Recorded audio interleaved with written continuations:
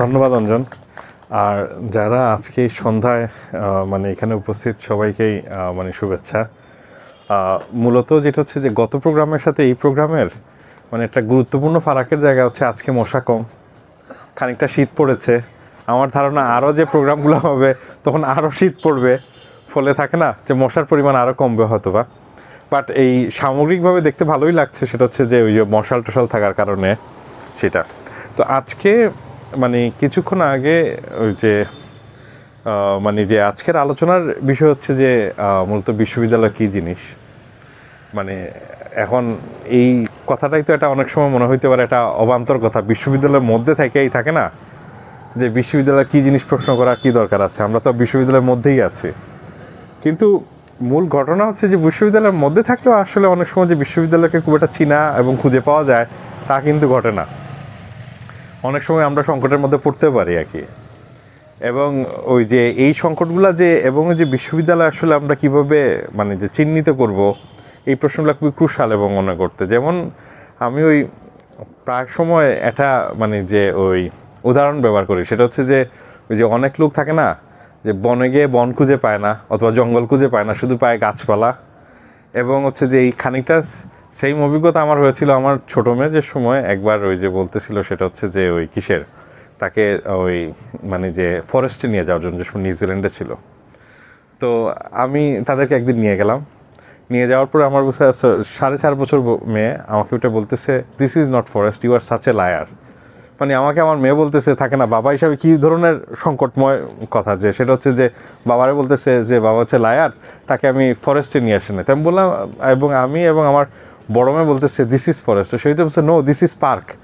মানে হচ্ছে পার্কের সাথে তো ফরেস্ট বুঝতে পেরেছেন খুঁজে পাওয়াটা খুব কঠিন, কারণ পার্কের মধ্যে গাছ থাকে, ফরেস্টেও গাছ থাকে, তাই না? পার্কের মধ্যে ঘাস থাকে, ফরেস্টেও ঘাস থাকে, তাহলে এই দুইটার মধ্যে ফারাকটা কোথায় খুঁজে পাওয়া খুব কঠিন। এখন আমরা হয়তো বা এটা জানি, সেটা হচ্ছে যে পার্কের সাথে মানে জঙ্গলের ফারাকটা কোথায়।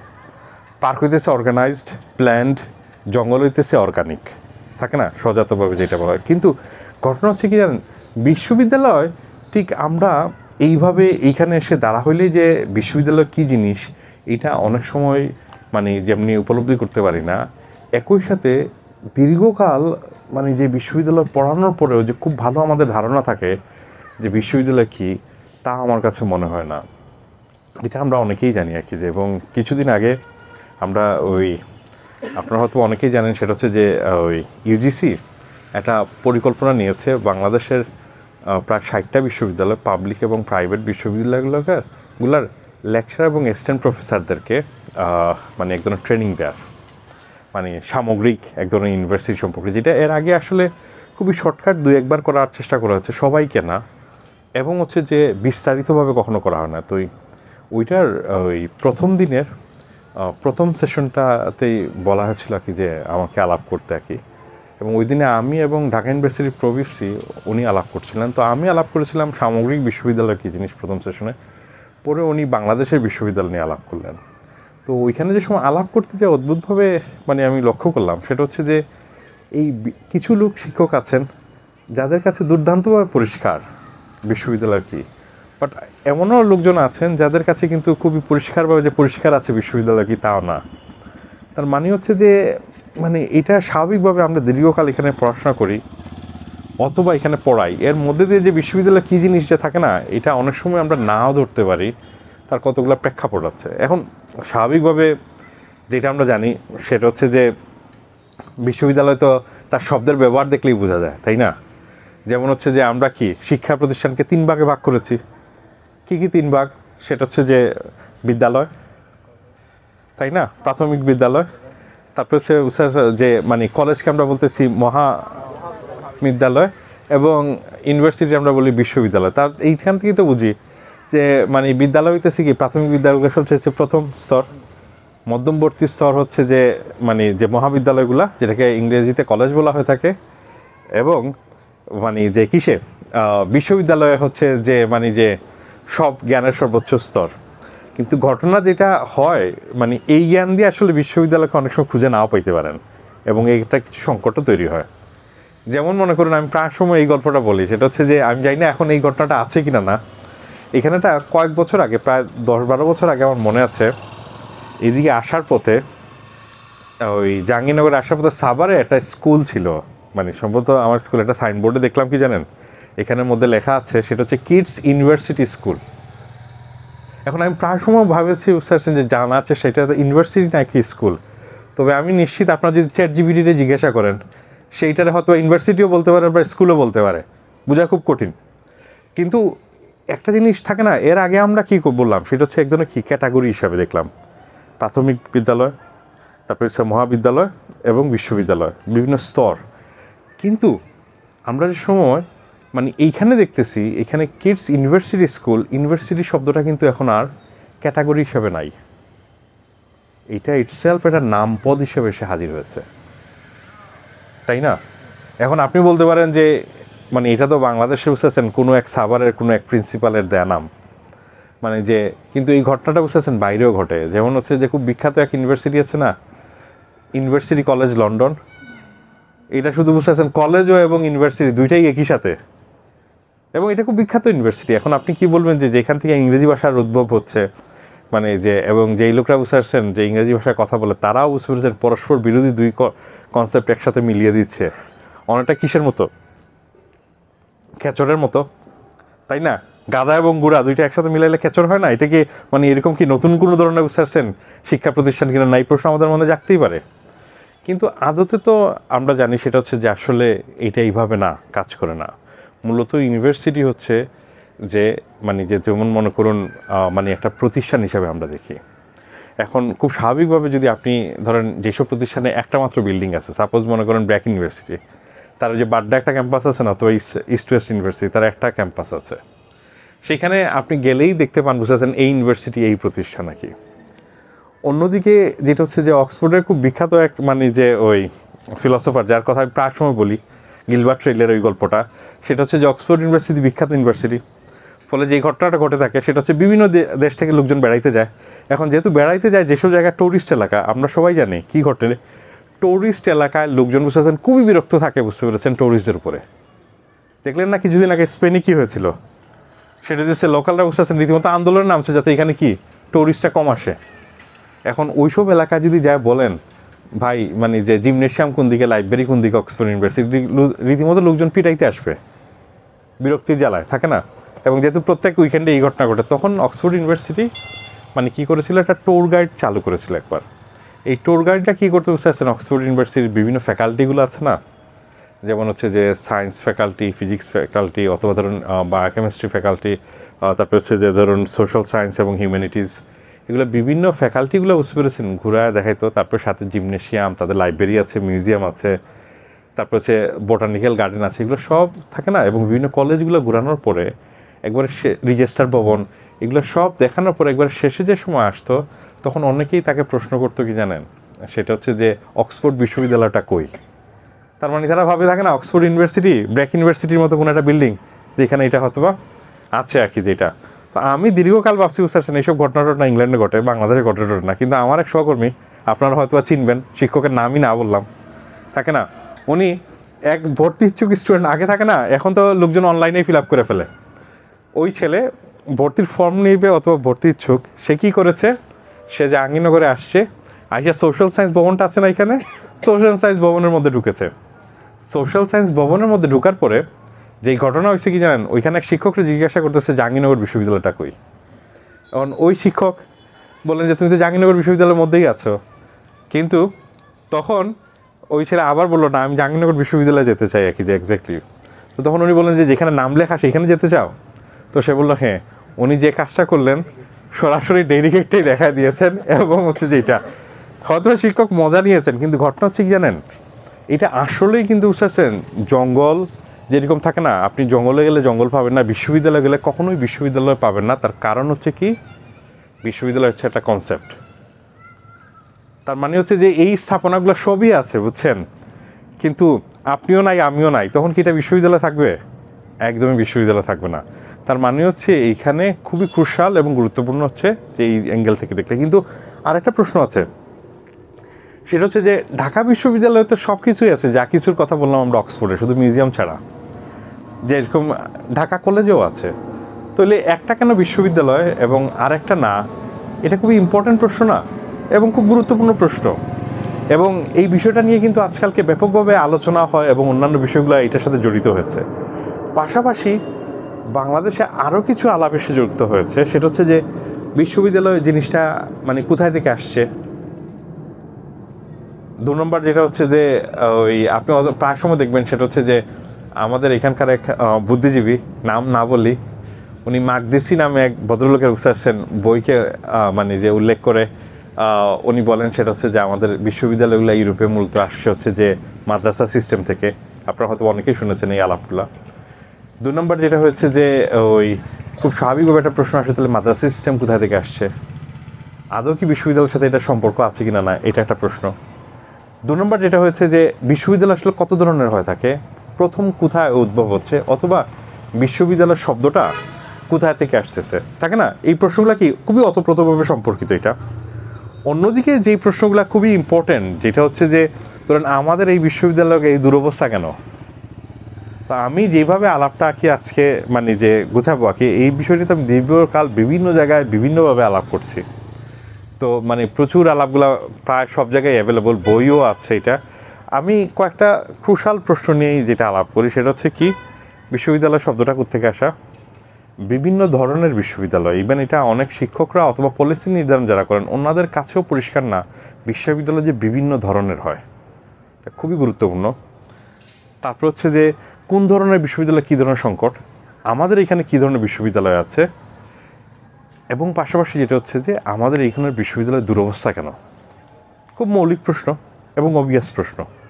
এখন আমরা সবাই জানি, বুঝতে পারছেন, বিশ্ববিদ্যালয় শব্দটা শোনার সাথে সাথেই আমরা বুঝতে পারি কি যে এটা একটা নির্মিত শব্দ। কারণ আমাদের এখানকার মানে যে মানে শিক্ষা প্রতিষ্ঠানকে হয় আপনি বিহার বলেন, মহাবিহার বলেন, অথবা হচ্ছে চতুষ্পাঠী বলেন। বিদ্যালয় শব্দটা রীতিমতো একটু কিছু পরবর্তী সময়কার শব্দ। 2 নম্বর হচ্ছে বিদ্যালয়ের সাথে উচ্চারণ থাকে না, প্রাথমিক যুক্ত করা, মহাবিদ্যালয় অথবা বিশ্ববিদ্যালয়, এটা তো খুব শুনলেই বোঝা যায়, বুঝতে পেরেছেন, খুবই কেয়ারফুলি আর্টিকুলেটেড একটা কনসেপচুয়ালি এটা সাজানো হয়েছে। কিন্তু ইউনিভার্সিটি, কলেজ এবং হচ্ছে স্কুল, এই তিনটার সাথে কিন্তু এরকম সম্পর্ক দেখবেন না ইমিডিয়েটলি, থাকে না? কলেজ শব্দটা একদিক থেকে আসতেছে, স্কুল আসতেছে আরেক জায়গা থেকে, বিশ্ববিদ্যালয় শব্দটা আসতেছে অন্য জায়গা থেকে। ফলে আমরা যেভাবে বাংলা ভাষা, এটা কখনোই বোঝা যাবে না বুঝতে পারছেন অ্যানালাইসিস করার মধ্যে দিয়ে বিশ্ববিদ্যালয় শব্দটা কোথা থেকে আসতেছে।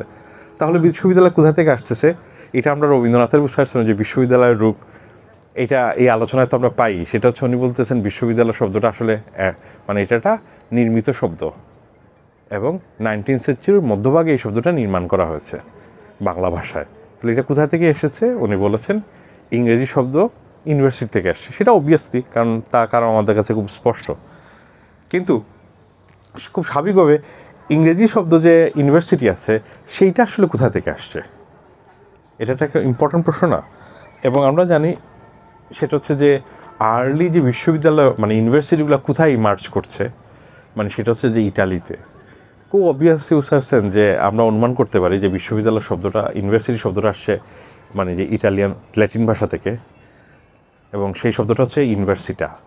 এবং এই ইউনিভার্সিটা শব্দটা ইমার্জ করছে কী হিসাবে, এটা মূলত ইমার্জ করছে বুঝতে পারছেন একটা বিশেষ কনসেপচুয়াল মানে জায়গা থেকে। সেটা হচ্ছে আমরা সবাই জানি মধ্যযুগে যে সময় মানে রোমে প্রচুর লোকরা যেত বিভিন্ন দেশ থেকে, মূলত কী শিখতে, সেটা হচ্ছে যে রোমান আইন এবং হচ্ছে ধর্মতত্ত্ব।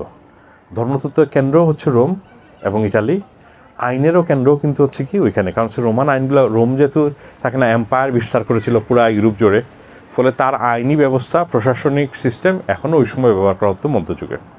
এখন এরা যেহেতু বুঝতে পেরেছেন আইন এবং হচ্ছে যে ধর্মশিক্ষার জন্য রোমে যেত, খুব স্বাভাবিকভাবে যেটা হয়েছে বুঝতে পারছেন যে বিভিন্ন দেশ থেকে যেত, যেমন হচ্ছে আইরিশরা যেত, ইংলিশরা যেত, স্কটিশ যেত, তারপর হচ্ছে নর্ডিকরা যেত, জার্মানরা যেত, এরকম বিভিন্ন এলাকা থেকে লোকজন আসলে ওইখানে যে হাজির হতো আর কি। যে এখন এই যে বিভিন্ন জায়গা থেকে হাজির হয়, আমরা আজকালকে দেখবেন বুঝতে পারছেন, যদি ইংল্যান্ডে যান আপনি শুনেন না প্রায় সময় যে এই লন্ডনে গেলেই লোকজন খুবই বুঝতে পারছেন মানে মুগ্ধ এবং বিস্মিত হয়। সেটা হচ্ছে ইস্ট লন্ডনে নামার সাথে সাথে ট্রেন স্টেশনের মধ্যে বাংলা লেখা, তারপরে রাস্তার মধ্যে থাকে না ব্রিক লেনের মধ্যে নামলাল লেখা থাকে, তাহলে আমরা খুবই থাকে না আপন আপন বোধ করি। এবং ওইখানে গেলেই বুঝতে পারছেন ইংলিশ ভাষা থেকে আপনি দেখবেন প্রায় সময় মানে সিলেটি ভাষায় বেশি শোনা যায়, এবং মাঝে মাঝে বাংলা ভাষাও শুনবেন আর কি, যে এটার পাশাপাশি।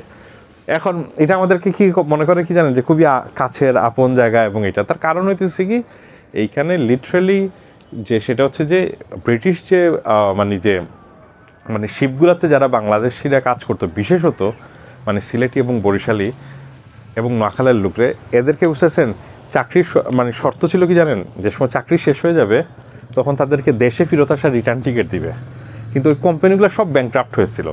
ব্যাংক্রাফ্ট হওয়ার ফলে এই পরিমাণ টাকা নাই বুঝতেছেন এদেরকে ফেরত পাঠানোর জন্য। তখন এরা কী করছে, ওই সময়কার লন্ডনের সবচেয়ে মানে বাজে জায়গা, জঘন্য জায়গা, সেটা হচ্ছে ইস্ট লন্ডন, ওইখানে এদেরকে লিটারালি ডাম্প করছে। তার পাশের এলাকা হচ্ছে জুরাও এরকম ডাম্প ছিল। এবং সেটা লন্ডনের সবচেয়ে পশ এলাকা কোথায় মনে রাখবেন কি, ঠিক উল্টা পাশটা, ইস্ট লন্ডনের উল্টা পাশে এটা হচ্ছে নর্থ লন্ডন। নর্থ লন্ডন বুঝতে পেরেছেন, মানে যে অথবা ওয়েস্ট লন্ডন হচ্ছে বুঝতেছেন মোর পশ এলাকা, দেন হইতেছে যে ইস্ট লন্ডন থেকে। ইস্ট লন্ডন একদম নাকি যে থাকে না রিলেটিভলি হচ্ছে যে কিসে, বাট এখন তো লন্ডন সিটির খুব গুরুত্বপূর্ণ অংশ হয়ে উঠেছে ইস্ট লন্ডন। তো সেই জায়গা থেকে যেটা হয়েছে কি জানেন, ঠিক এক্স্যাক্টলি কীভাবে যে এই যে গিল্ট হয়ে থাকা, একসাথে থাকে না, মানে আপনার সাউথ হলের দিকে গেলে আপনি দেখবেন প্রচুর পাঞ্জাবিদের পাবেন, মানে যে লন্ডনে গেলে একসাথে থাকার যে প্রবণতা, এই একসাথে থাকার যে প্রবণতা ওই সময় ছিল। এবং যেহেতু তারা একসাথে থাকতো শুধু এই কারণে না, সেটা হচ্ছে যে নিজেদের পরিচিত। আরেকটা গুরুত্বপূর্ণ কারণ ছিল কি জানেন, ইউরোপে ওই সময় গোত্রশাস্ত্রীর ব্যবস্থা ছিল। মানে গোত্রের যদি কেউ একজন অপরাধ করে, তাকে না আজকালকে আপনি অনেক সময় দেখবেন যে অন্য কেউ ধৈর্যাই না বুঝাচ্ছেন আটকায় রেখে দেওয়া থাকে না, ঠিক এক্স্যাক্টলি এই গোত্রশাস্ত্রীর ব্যবস্থা ছিল ওই সময় ইউরোপে। ফলে কোনো এক গোত্রের একজন অপরাধ করে, কোনো এক গোত্রের কারো কাছে টাকা পাইলে বুঝতে পেরেছেন পুরো গোত্রের যারে পাবে তাকে আটকে রেখে দেওয়ার একটা প্রবণতা ছিল।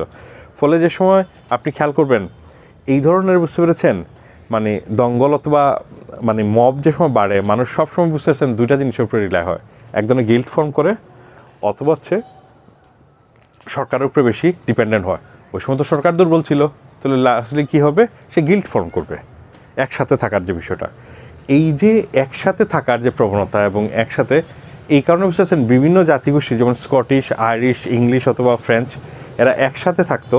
এদেরকে মূলত বলা হতো কি, সেটা হচ্ছে যে ওই কিসের মানে যে নেশন। এবং এইটা কিন্তু 10th সেঞ্চুরি এবং 8th সেঞ্চুরি লেটের দিকে বুঝতেছেন আমরা প্রথম মানে যে এই নেশন শব্দটা প্রথম পাই। এবং আজকালকে মনে হয় যে ন্যাশনালিজম বলে আধুনিক স্টেটের যে ধারণাটা আছে না, এটা কিন্তু খুব ওতপ্রোতভাবে ওই সময় থেকে ইমার্জ করছে গ্র্যাজুয়ালি। এবং ন্যাশনের সাথে ওইখানে কিন্তু বুঝতেছেন এথনিসিটির একটা সম্পর্ক আছে, যেটা আমাদের এখানে ন্যাশনের অন্যভাবে বিভিন্নভাবে আমরা হয়তো পরবর্তী সময় কনসেপচুয়ালাইজ করছি। তো যেহেতু এরা একসাথে থাকতো বিভিন্ন নেশন, এবং হচ্ছে বলোনিয়া কী করলে বুঝতে পেরেছেন, যে যেহেতু স্টুডেন্টরা কী করতো, শিক্ষকদের আন্ডারে যে এই ক্লাস করতো, এবং এই ক্লাস করার মধ্যে দিয়ে তারা জানতো বুঝতে পেরেছেন মানে যে ওই আইন এবং হচ্ছে কিসের মানে যে ধর্মতত্ত্ব মূলত চাকরি বাকরি করার জন্যই। তখন যে ঘটনাটা ঘটলো কি জানেন, তারা তো শিক্ষকদের এনে অথবা শিক্ষকদের বাসায় টিউশনি নিত, এবং হচ্ছে যে ক্যাথিড্রালের আন্ডারে তাদেরকে পরীক্ষা দিতে হতো। তখন ওই বিভিন্ন বুঝতে পেরেছেন জাতির ছাত্ররা একসাথে মিলিত হয় বুঝতে পেরেছেন একটা প্রতিষ্ঠান গড়ে তোলে, ওইটা হচ্ছে বলোনিয়ার ইউনিভার্সিটি।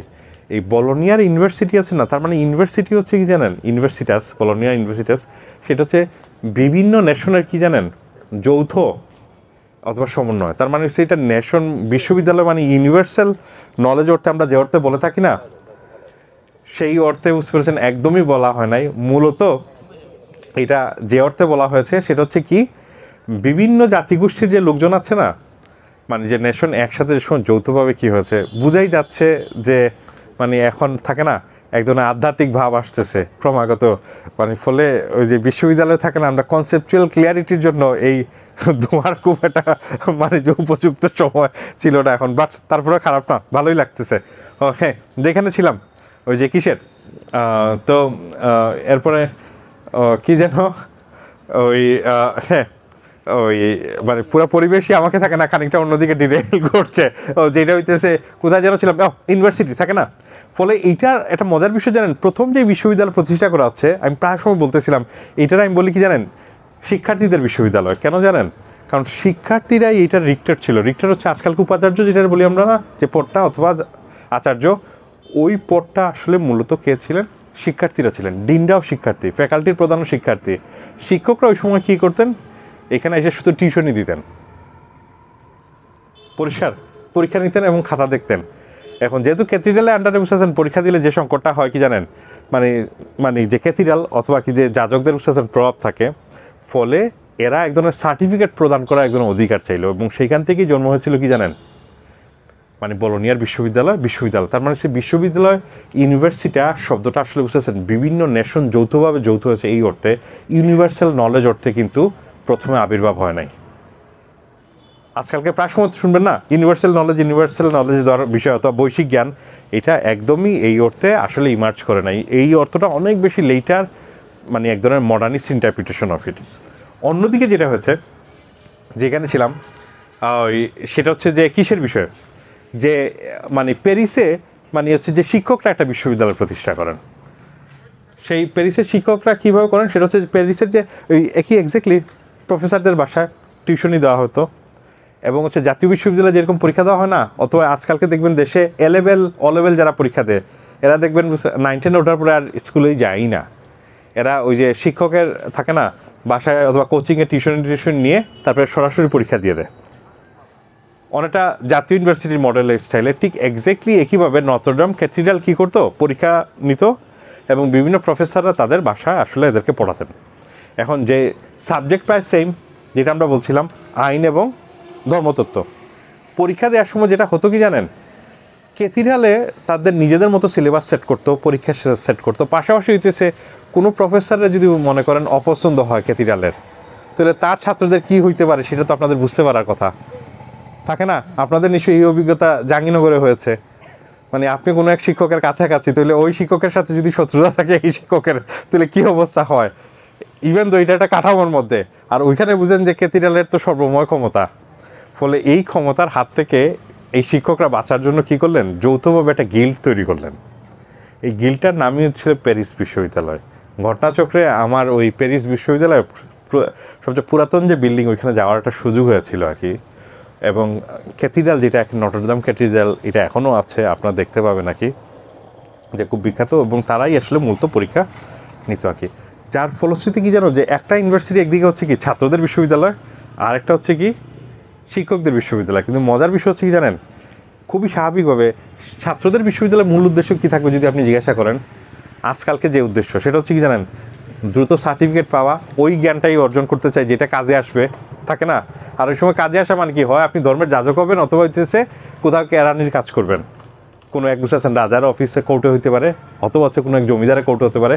ফলে শিক্ষার্থীরা যে সময় যে বিশ্ববিদ্যালয় প্রতিষ্ঠা করবে বুঝতে আছেন, সেইখানে প্রায়োগিক বিষয় খুবই গুরুত্ব পাবে, এটাই স্বাভাবিক। কিন্তু প্যারিস বিশ্ববিদ্যালয় কি জানেন, ঠিক উল্টাটা। সেটা হচ্ছে যে খানিকটা বুঝতে পারছেন বিকাশধর্মী চরিত্র ছিল, যে শিক্ষকরা মনে করে না এইসব জিনিস জানা দরকার এদের, তা না হইলে হবে না। ফলে এই দুই মডেলটাই বুঝতে পেরেছেন খানিকটা ডিফারেন্ট, এবং দুই জায়গা থেকে ইমার্জ করছে। এরপর আমরা জানি সেটা হচ্ছে যে অক্সফোর্ড ইউনিভার্সিটির প্রতিষ্ঠা হয়, অক্সফোর্ডের পরে বুঝতে পেরেছেন যে কেমব্রিজ প্রতিষ্ঠা এবং এটা। এখন প্রশ্ন হচ্ছে কি জানেন, যে এই যে ইউনিভার্সিটিগুলো দেখি, এই ইউনিভার্সিটি তো একটারও না, মানে যে প্যারিস বিশ্ববিদ্যালয় না বুঝতে পেরেছেন বলোনিয়ার ইউনিভার্সিটি, এর দুইটারই নিজস্ব স্থাপনা, লাইব্রেরি, এগুলো তো কোনো কিছু ছিল না। প্যারিস ইউনিভার্সিটিও ছিল না নিজস্ব স্থাপনা, কিছুও ছিল না। এবং এটা বুঝতে পারছেন অনেকটা গিল্টের সাথে, মানে প্রতিষ্ঠান নিজেই থাকে না, অটোনোমাস কোনো কনসেপ্ট এখানে নাই, যেটাকে আমরা স্বায়ত্তশাসন বলে থাকি। এটা একটা প্রথম এবং গুরুত্বপূর্ণ সমস্যা। 2 নম্বর যেটা হচ্ছে যে আজকালকে যে প্রমিনেন্ট থাকে, ডমিনেন্ট যে বিশ্ববিদ্যালয়গুলো আমরা দেখে থাকি, এই প্রমিনেন্ট এবং ডমিনেন্ট বিশ্ববিদ্যালয় বুঝতে পারছেন যে আর্কিটেকচার কাঠামোগুলো, এটার সাথে এগুলোর খুব একটা মিল পাওয়া যায় না। ফলে খুব স্বাভাবিকভাবেই অনেকের মধ্যে একটা প্রশ্ন জেগেছে, সেটা হচ্ছে যে এই ইউনিভার্সিটিগুলো আসলে মানে এখনকার যে ইউনিভার্সিটি আমরা যে অর্থে বুঝি, এর সাথে কোনো ফারাকের জায়গা আছে কিনা না। তবে এখানে একটা গুরুত্বপূর্ণ বিষয় বলে রাখি, যে অক্সফোর্ড ও কেমব্রিজ এরকম চার্চ থেকে আসা বিশ্ববিদ্যালয় না। তো আপনি তো সবাই জানেন বিশ্ববিদ্যালয়টা গুরুত্বপূর্ণ জায়গা হচ্ছে কি জানেন, সেটা হচ্ছে যে মানে আইনিভাবে এটাকে ঘোষণা করতে হয় এটা যে বিশ্ববিদ্যালয়। তবে আইনের বিষয়ে আপনাদের একটু বলে রাখি, যেটা হচ্ছে বাংলাদেশের ম্যাক্সিমাম লোক এই আইনের শব্দগুলোর সাথে একটু পরিচিত না। যেমন বাংলাদেশে আইনের ড্রাফট, আইনের বিল এবং আইনের অর্ডিন্যান্স অথবা অ্যাক্ট, এগুলোর মধ্যে কিন্তু ফারাকের জায়গা আছে। আমি খুব ব্রিফলি একটু বলে রাখি। ড্রাফট হচ্ছে মানে কি, যে সময় কোনো একটা বিল বুঝতে পারছেন পার্লামেন্টে যাওয়ার আগে যে সময় কী করা হয়, মানে একটা প্রস্তাবনা আসে, এটা তখন কী থাকে, এটা ড্রাফট নামে থাকে। যেমনি পার্লামেন্টে বুঝতে পেরেছেন এটা মানে যে মানে যে মন্ত্রিপরিষদ যে কিসে যাবে, এমপিদের সামনে যাবে, তখন এটা কী আকারে যাচ্ছে, বিল আকারে যাচ্ছে। এই বিলটা বুঝতে পারছেন পার্লামেন্ট থেকে পাশ হওয়ার পরে যে সময় রাষ্ট্রপতির কাছে যায়, যে সময় বুঝতে পারছেন এটা পাশ হয়ে যায়, তখন এটা হয় কি অ্যাক্ট। পরিষ্কার, এটা কিন্তু একই জিনিস 3 স্তরে, তার 3 নাম কিন্তু। প্রায় সময় অনেকে খুব দ্রুত কনফিউজড হয়ে যায় কিন্তু কোনটা কি। এবং আপনি যদি একটু থাকেন না স্মার্ট টার্ট হন, এইসব বিষয়ে পলিসি নিয়ে আলাপ করতে হয়, এইসব বিষয় নিয়ে আপনারা বুঝতেছেন জানাশোনা খুবই গুরুত্বপূর্ণ। কারণ সে কোন শব্দের কোন বিষয় বোঝায়, কী বোঝায়, এটা মানে এটা অনেকে দেখা যায় না মানে কোনো কিছু পাশ হয়ে গেছে, এটার কী বলতেছে, এখনও বিল বলতেছে। এখন যে সময় পার্লামেন্ট চলে না, তখন যদি থাকে না যে কোনো একটা বুঝতে পারছেন যে ইমার্জেন্সি আপনার মানে যে কিছু পাশ করা দরকার, এটারে বলা হয় অর্ডিন্যান্স। ইমার্জেন্সি পাশ করা দরকার, অর্ডিন্যান্স হইলে এরপরে বুঝতেছেন পার্লামেন্টে এটা আবার উঠে, এটা বিল আকারে এরপর হচ্ছে পাশ হয়ে অ্যাক্ট হয়ে যায়। পরিষ্কার আপনাদের কাছে? এখন ঘটনা হচ্ছে বুঝতে পেরে যে যেটা হচ্ছে যে বলোনিয়ার যে সময় বিশ্ববিদ্যালয় করা হচ্ছে, তখন অবভিয়াসলি কী দরকার জানেন, সেটা হচ্ছে এদের আইনি একটা প্রোটেকশন। এবং মানে যে এটার বলা হয় কনস্টিটিউশন হেভিটা নামে বুঝতে পেরেছেন বারবারোসা, মানে সেকেন্ড বারবারোসা, উনি একটা আইনিভাবে বুঝতে পারছেন একটা প্রোটেকশন দিলেন। যারা বিশ্ববিদ্যালয়ে পড়তে আসবে অথবা পড়াশোনা করবে, তারা আসলে বুঝতে পেরেছেন সাধারণ যে বিচার আছে না, গুত্রশাস্তি, এর আওতাভুক্ত পড়বে না। ইভেন ওই দেশের সাথে যদি যুদ্ধ বিগ্রহ চলতে থাকে, তখনও এদেরকে কোনোভাবে অ্যারেস্ট করা যাবে না। খুবই ক্রুশাল কিন্তু, আপনি খেয়াল করেন। তার মানে সে বিশ্ববিদ্যালয়ে বুঝতে পেরেছেন যে ইভেন পরবর্তী সময় যে চার্চ থেকে যে বিশ্ববিদ্যালয়গুলো ইমার্জ করছে, যেটা হচ্ছে অক্সফোর্ড বা কেমব্রিজ সহ অন্যান্য, এগুলো সবগুলোই আপনি খেয়াল করবেন কি জানেন, এইগুলো হচ্ছে কি জানেন, বলা হয় যে এগুলোতে আপনি যখন ঢুকে যাওয়া মানে হচ্ছে আপনাকে অ্যাসাইলাম দেওয়া হচ্ছে। অ্যাসাইলাম মানে কি? আশ্রয়। বিশ্ববিদ্যালয় কিন্তু তার গোড়ার জায়গা থেকে একটা আশ্রয়স্থল। কিসের আশ্রয়স্থল? যারা বুঝতেছেন ভিন্ন মতাবলম্বী, যারা হয়তো রাষ্ট্রের বুঝতেছেন পক্ষেও না থাকতে পারে, বিপক্ষে থাকতে পারে, বিভিন্ন মতের বুঝতেছেন একদম আশ্রয়স্থল। এবং আপনি শুনলে অবাক হবেন কি জানেন, চার্চে দেখবেন বুঝতেছেন, চার্চ কেন্দ্রিক যে বিশ্ববিদ্যালয়গুলো আছে, এরকম একটা বড় দেখছেন যে তালা মারার জন্য বুঝতেছেন, তালা আমরা ঝুলাই না, এরকম আংটা থাকে না গোল, বুঝছেন, বড় আংটা থাকে। বলতে পারেন এই বড় আংটা কেন? আমরা তো নর্মাল ভাবি এটা জোরে জোরে বেল দেওয়ার জন্য, দরজায় এসে কেউ বাইরে আসে না, আমরা আগে মনে আছে না প্রাচীন বাড়িগুলোতে এরকম বাড়ি দিয়ে আমরা বাড়ি দিতাম এটা দিয়ে ঢং ঢং ঢং ঢং করে, যে কেউ বাইরে আসছে, যে সময় অ্যালার্ম ছিল না। কিন্তু মজার বিষয় কি জানেন, এই আংটার একটা বিশেষ ব্যবহারও আছে আরেকটা, সেটা হচ্ছে রাষ্ট্রীয় কোনো বাহিনী ধরেন বুঝতে পেরেছেন আপনাকে অ্যারেস্ট করে ফেলতে যাচ্ছে, ধৈর্য ফেলতে যাইতেছে, আপনি যদি এখন সব গেট বন্ধ থাকে, ইউনিভার্সিটিগুলোর বুঝতে পারছেন আগে দেখবেন গেট বন্ধ থাকে, চার্চের গেট বন্ধ থাকে, এখন আপনি যদি ভিতরে ঢুকতে চান বুঝছেন, সাথে সাথে কি ঢুকতে পারবেন না। কিন্তু আইন কি করা হয়েছে জানেন, আপনি যদি এই আংটাকে ধরে ফেলেন, তাহলে রাষ্ট্রীয় আইন আর আপনার উপরে বলবৎ নাই। তার মানে এই আংটার একটা ঐতিহাসিক প্রেক্ষাপট আছে। তার মানে হচ্ছে যে আপনার ভিতরে ঢুকতে হবে তা না, আংটা ধরার সাথে সাথেই আপনার উপরে আর রাষ্ট্রীয় আইন কিনা বলবৎ না। এখন ঘটনা হচ্ছে কি জানেন, যে এই যে রাষ্ট্রীয় আইন বলবৎ না, এবং এইটা এখন একটা বিষয় যেটা খুব স্বাভাবিকভাবে মানে যে এটা আমরা এই ধরনের ইউনিভার্সিটিগুলো কখন ইমার্জ করতে দেখি, বলোনিয়া হচ্ছে বুঝতেছেন 10ম শতকের দিকে, এরপর হচ্ছে প্যারিস বিশ্ববিদ্যালয় দেখি, এরপর 12শ শতকের দিকে বুঝতেছেন অক্সফোর্ড কেমব্রিজ সহ অন্যান্য বিশ্ববিদ্যালয়গুলো আমরা দেখছি। কিন্তু পাশাপাশি আর একটা ইন্টারেস্টিং যে বিষয়টা, সেটা হচ্ছে মানে 60-এর দশকের যদি আপনি খুব বিখ্যাত এক মানে চিন্তক এডওয়ার্ড সাইদ, তার যে ওরিয়েন্টালিজম বইটা আছে না, ওই বইয়ে উনি মেনশন করছিলেন কি জানেন, যে সেটা হচ্ছে যে ইউরোপে যে বিশ্ববিদ্যালয়গুলো আসছে, এইগুলো মূলত মানে যে মাদ্রাসা থেকে আসা। এবং সেখানে উনি একটা বই উল্লেখ করেন, মানে যে অরিজিনস অফ মানে ইসলামিক মাদ্রাসা মানে ইসলামিক কলেজ নামে, সেটা হচ্ছে যে মাকদিসির একটা বই আর কি, যে এই বইটাতে এই আলাপগুলো আছে আর কি। তো এই যে বইটা বুঝতে পারছেন, এইটা আমাদের এখানকার মানে যে গত 2-1 বছর ধরে খুবই বেশ আলোচিত বই। সেটা হইতেছে যে মানে মূলত এখানকার মূলধারার কিছু বুদ্ধিজীবীরা মূলত এইটাকে রেফার করে যে ওই মাদ্রাসা সিস্টেম থেকে আসলে ইমার্জ করেছে ওই যে কিসের সিস্টেমটা, যে ওই ইউনিভার্সিটিগুলো মানে যে বলোনিয়ার এবং প্যারিস এগুলো আসছে। কিন্তু সমস্যা হচ্ছে কি জানেন, প্রথম সমস্যা হচ্ছে যে আমরা সবাই জানি, সেটা হচ্ছে যে মানে মূলত যেই দিকে মাকদিসি আলোকপাত করার চেষ্টা করছিলেন যে কোথায় থেকে এটা আসছে, উনি বলতেছেন কি জানেন, মরক্কো, তিউনিসিয়া এবং ইজিপ্টের মাদ্রাসাগুলো থেকে। মরক্কোতে বুঝতে পেরেছেন বেশ মানে প্রাচীন এক মাদ্রাসা আছে, মানে যে সে মানে যে ভালো মানে সেটা হচ্ছে মূলত বলা হয় থেকে 8ম শতকের দিকে, সেগুলো থেকে। এখন সমস্যাটা কি দেখেন, আপনি খেয়াল করেন ম্যাপ যদি দেখেন আপনি, তাহলে ইউরোপে বিশ্ববিদ্যালয় প্রথম কোথায় প্রতিষ্ঠা হওয়ার কথা, মরক্কো থেকে উঠছেন মানে যে মানে উমাইয়ারা, আপনারা তো জানেন মনে হয় উমাইয়া এবং আব্বাসী সম্পর্কে একটু কুইকলি বলে রাখি। সেটা হচ্ছে যে উমাইয়ারা মূলত মানে বাগদাদ কেন্দ্রিক শাসন করতেন 7-8 সেঞ্চুরি। সেই সময় আব্বাসীরা যে সময় এইসবটা দখল করে, তখন উমাইয়ারা আস্তে আস্তে ইজিপ্ট হয়ে তিউনিসিয়া মরক্কোর দিকে যান। এবং হচ্ছে যে ওই মানে এই উমাইয়া ওই দিক থেকে হয়ে বুঝতেছেন স্পেনে ঢুকেন।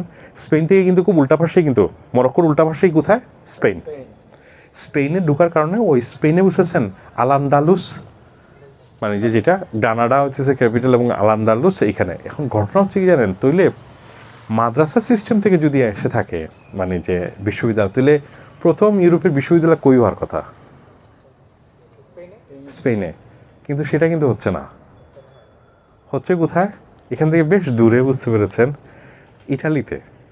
আরও দূরে হচ্ছে কি ফ্রান্সে। ফলে ইট ডাজেন্ট রিয়েলি ফিট। 2 নম্বর হচ্ছে মানে আল হাজারি অথবা আল খায়াম যে প্রতিষ্ঠানগুলোর কথা বলা হচ্ছে ফাতেমিদদের করা, দুটোটাই ফাতেমিদদের করা। এই ফাতেমিদদের বুঝতে পেরেছেন যে 2 প্রতিষ্ঠানের কথা বলা হচ্ছে, এই 2 প্রতিষ্ঠান ওই সময় বুঝতে পেরেছেন কখন এটা মাদ্রাসায় পরিণত হইল, এটা একটা প্রশ্ন। প্রথমে এগুলো মসজিদ ছিল, আমরা সবাই জানি। 2 নম্বর প্রশ্ন হচ্ছে মাদ্রাসা শব্দ কবে প্রথম অ্যাপিয়ার হলো, এটা আরেকটা খুব ক্রুশাল প্রশ্ন। এবং পাশাপাশি যেটা হচ্ছে যে মাদ্রাসা কোথায় প্রথম অ্যাপিয়ার হয়েছে, এগুলো খুব ইম্পর্টেন্ট প্রশ্ন না আপনি এই স্টোরিটা বোঝার জন্য। কারণ মাকদিসি যেদিকে লিঙ্কটা দেখাচ্ছেন, আসলে এই লিঙ্কটা খুব একটা বুঝতে পেরেছেন সাবস্টেন্সিয়ালি স্টাবলিশ করা যায় না। তাহলে এই অবভিয়াসলি প্রথম মাদ্রাসা শব্দ কীভাবে বুঝতেছেন আরবি ভাষা আবির্ভাব হচ্ছে, সেটা হচ্ছে 10ম শতকের দিকে আরবিক হিস্টোরিয়ানরা এরা অনেক জায়গায় এটা মেনশন করেছেন। সেটা হচ্ছে যে মাদ্রাসা শব্দ প্রথম শোনা যায়। তাহলে মাদ্রাসা শব্দ প্রথম ব্যবহার এবং মাদ্রাসার প্রথম কোথা মানে প্রতিষ্ঠা হচ্ছে, এইটা কিন্তু সৌদি আরবেও হচ্ছে না, কুয়েতেও হইতেছে না, কাতারেও হচ্ছে না, ইজিপ্টেও হচ্ছে না, তিউনিসিয়া হচ্ছে না, মরক্কোতে হচ্ছে না। এটা হইতেছে কোথায় জানেন আপনি? ইরানে। এবং ইরানের কোথায় জানেন? ইস্টার্ন ইরান, মানে আফগানিস্তান এবং হচ্ছে পাকিস্তানের ধারে কাছে একটা জায়গা, সেটা হচ্ছে ইস্পাহান। এবং এই ইস্পাহান খুব বিখ্যাত শহর, আমরা সবাই জানি। সেটা হচ্ছে যে ইস্পাহানের মধ্যে বুঝতে পেরেছেন যে ঐতিহাসিকভাবে সাফাবিদদের মানে যে এবং শাইলুকদের বুঝতে পেরেছেন, এবং সাফাবিদ আর্ট এবং সাফাবিদ সভ্যতা সম্পর্কে আমরা অনেক কিছুই জানি। এখন ঘটনা হচ্ছে কি জানেন, এই সাফাবিদদের এখানেই বলতে শাইলুকদের সময় ইউজ হয়েছেন প্রথম মাদ্রাসা আসলে আমরা দেখি। এবং হচ্ছে মাদ্রাসা প্রিডোমিনেন্টলি এখানে বুঝতেছেন যে জিনিসগুলো পড়ানো হতো আর্লি ফেসে, আপনি দেখেন মানে জুরিসপ্রুডেন্স, সেই আলোকে বুঝতে পেরেছেন থিওলজিটা আসতো, এবং আরেকটা হচ্ছে মেডিসিন।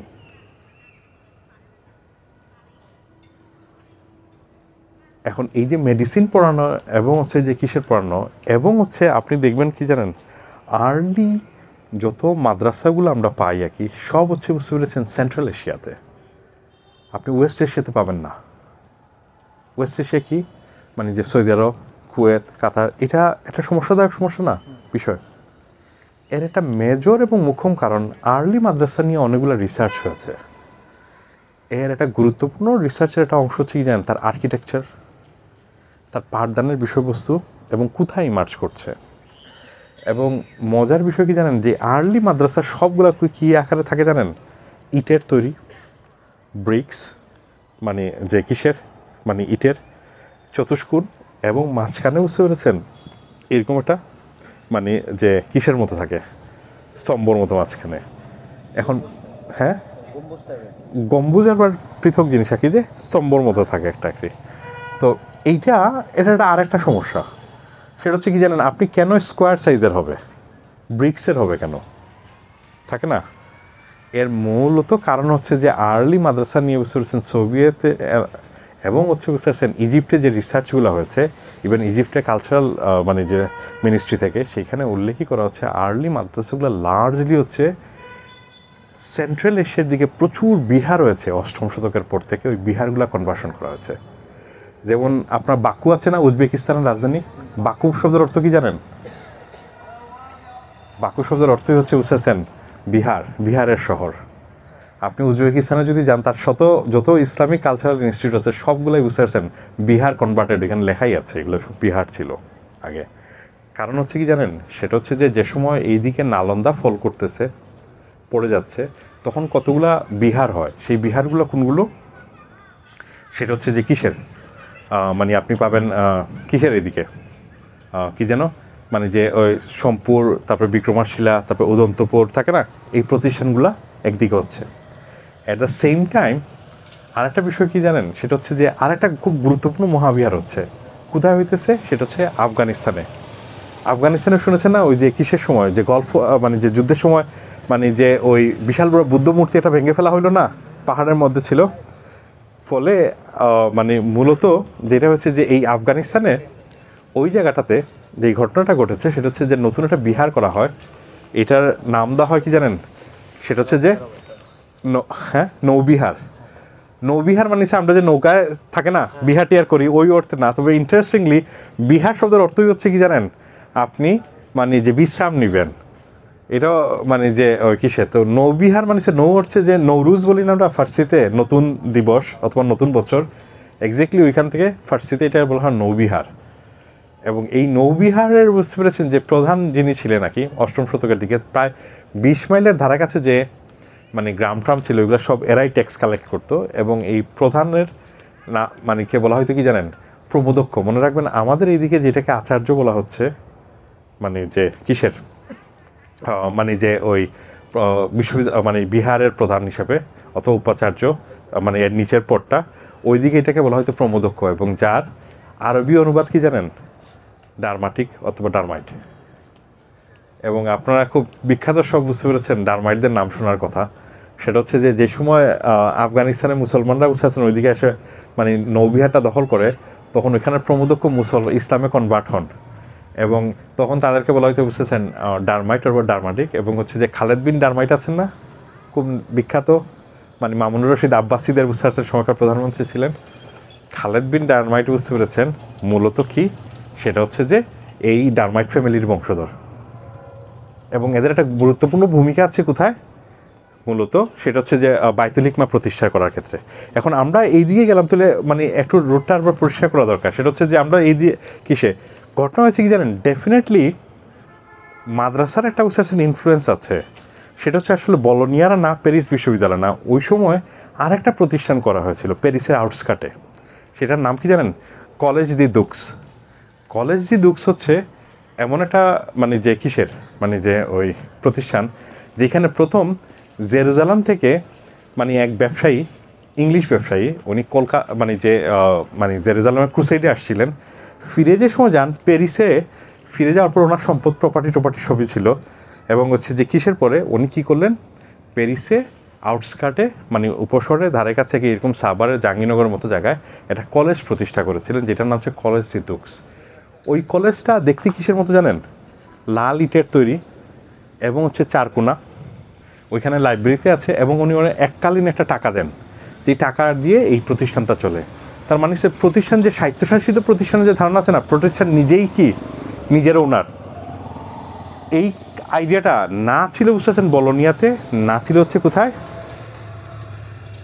কিসের, প্যারিস ইউনিভার্সিটিতে। এটা মূলত কলেজ যে দুক্স থেকে এইদিকে আসতেছে। এবং এরপরে আপনি দেখবেন কি জানেন, আর্লি যে এই বিশ্ববিদ্যালয়গুলো যেগুলো সে ইউরোপিয়ান এই ট্রেডিশন থেকে আসতেছে, এইগুলার বুঝতেছেন অনেকগুলো তৈরি হয়েছে কি লাইমস্টোন দিয়ে, সাদা ইট দিয়ে এইগুলো।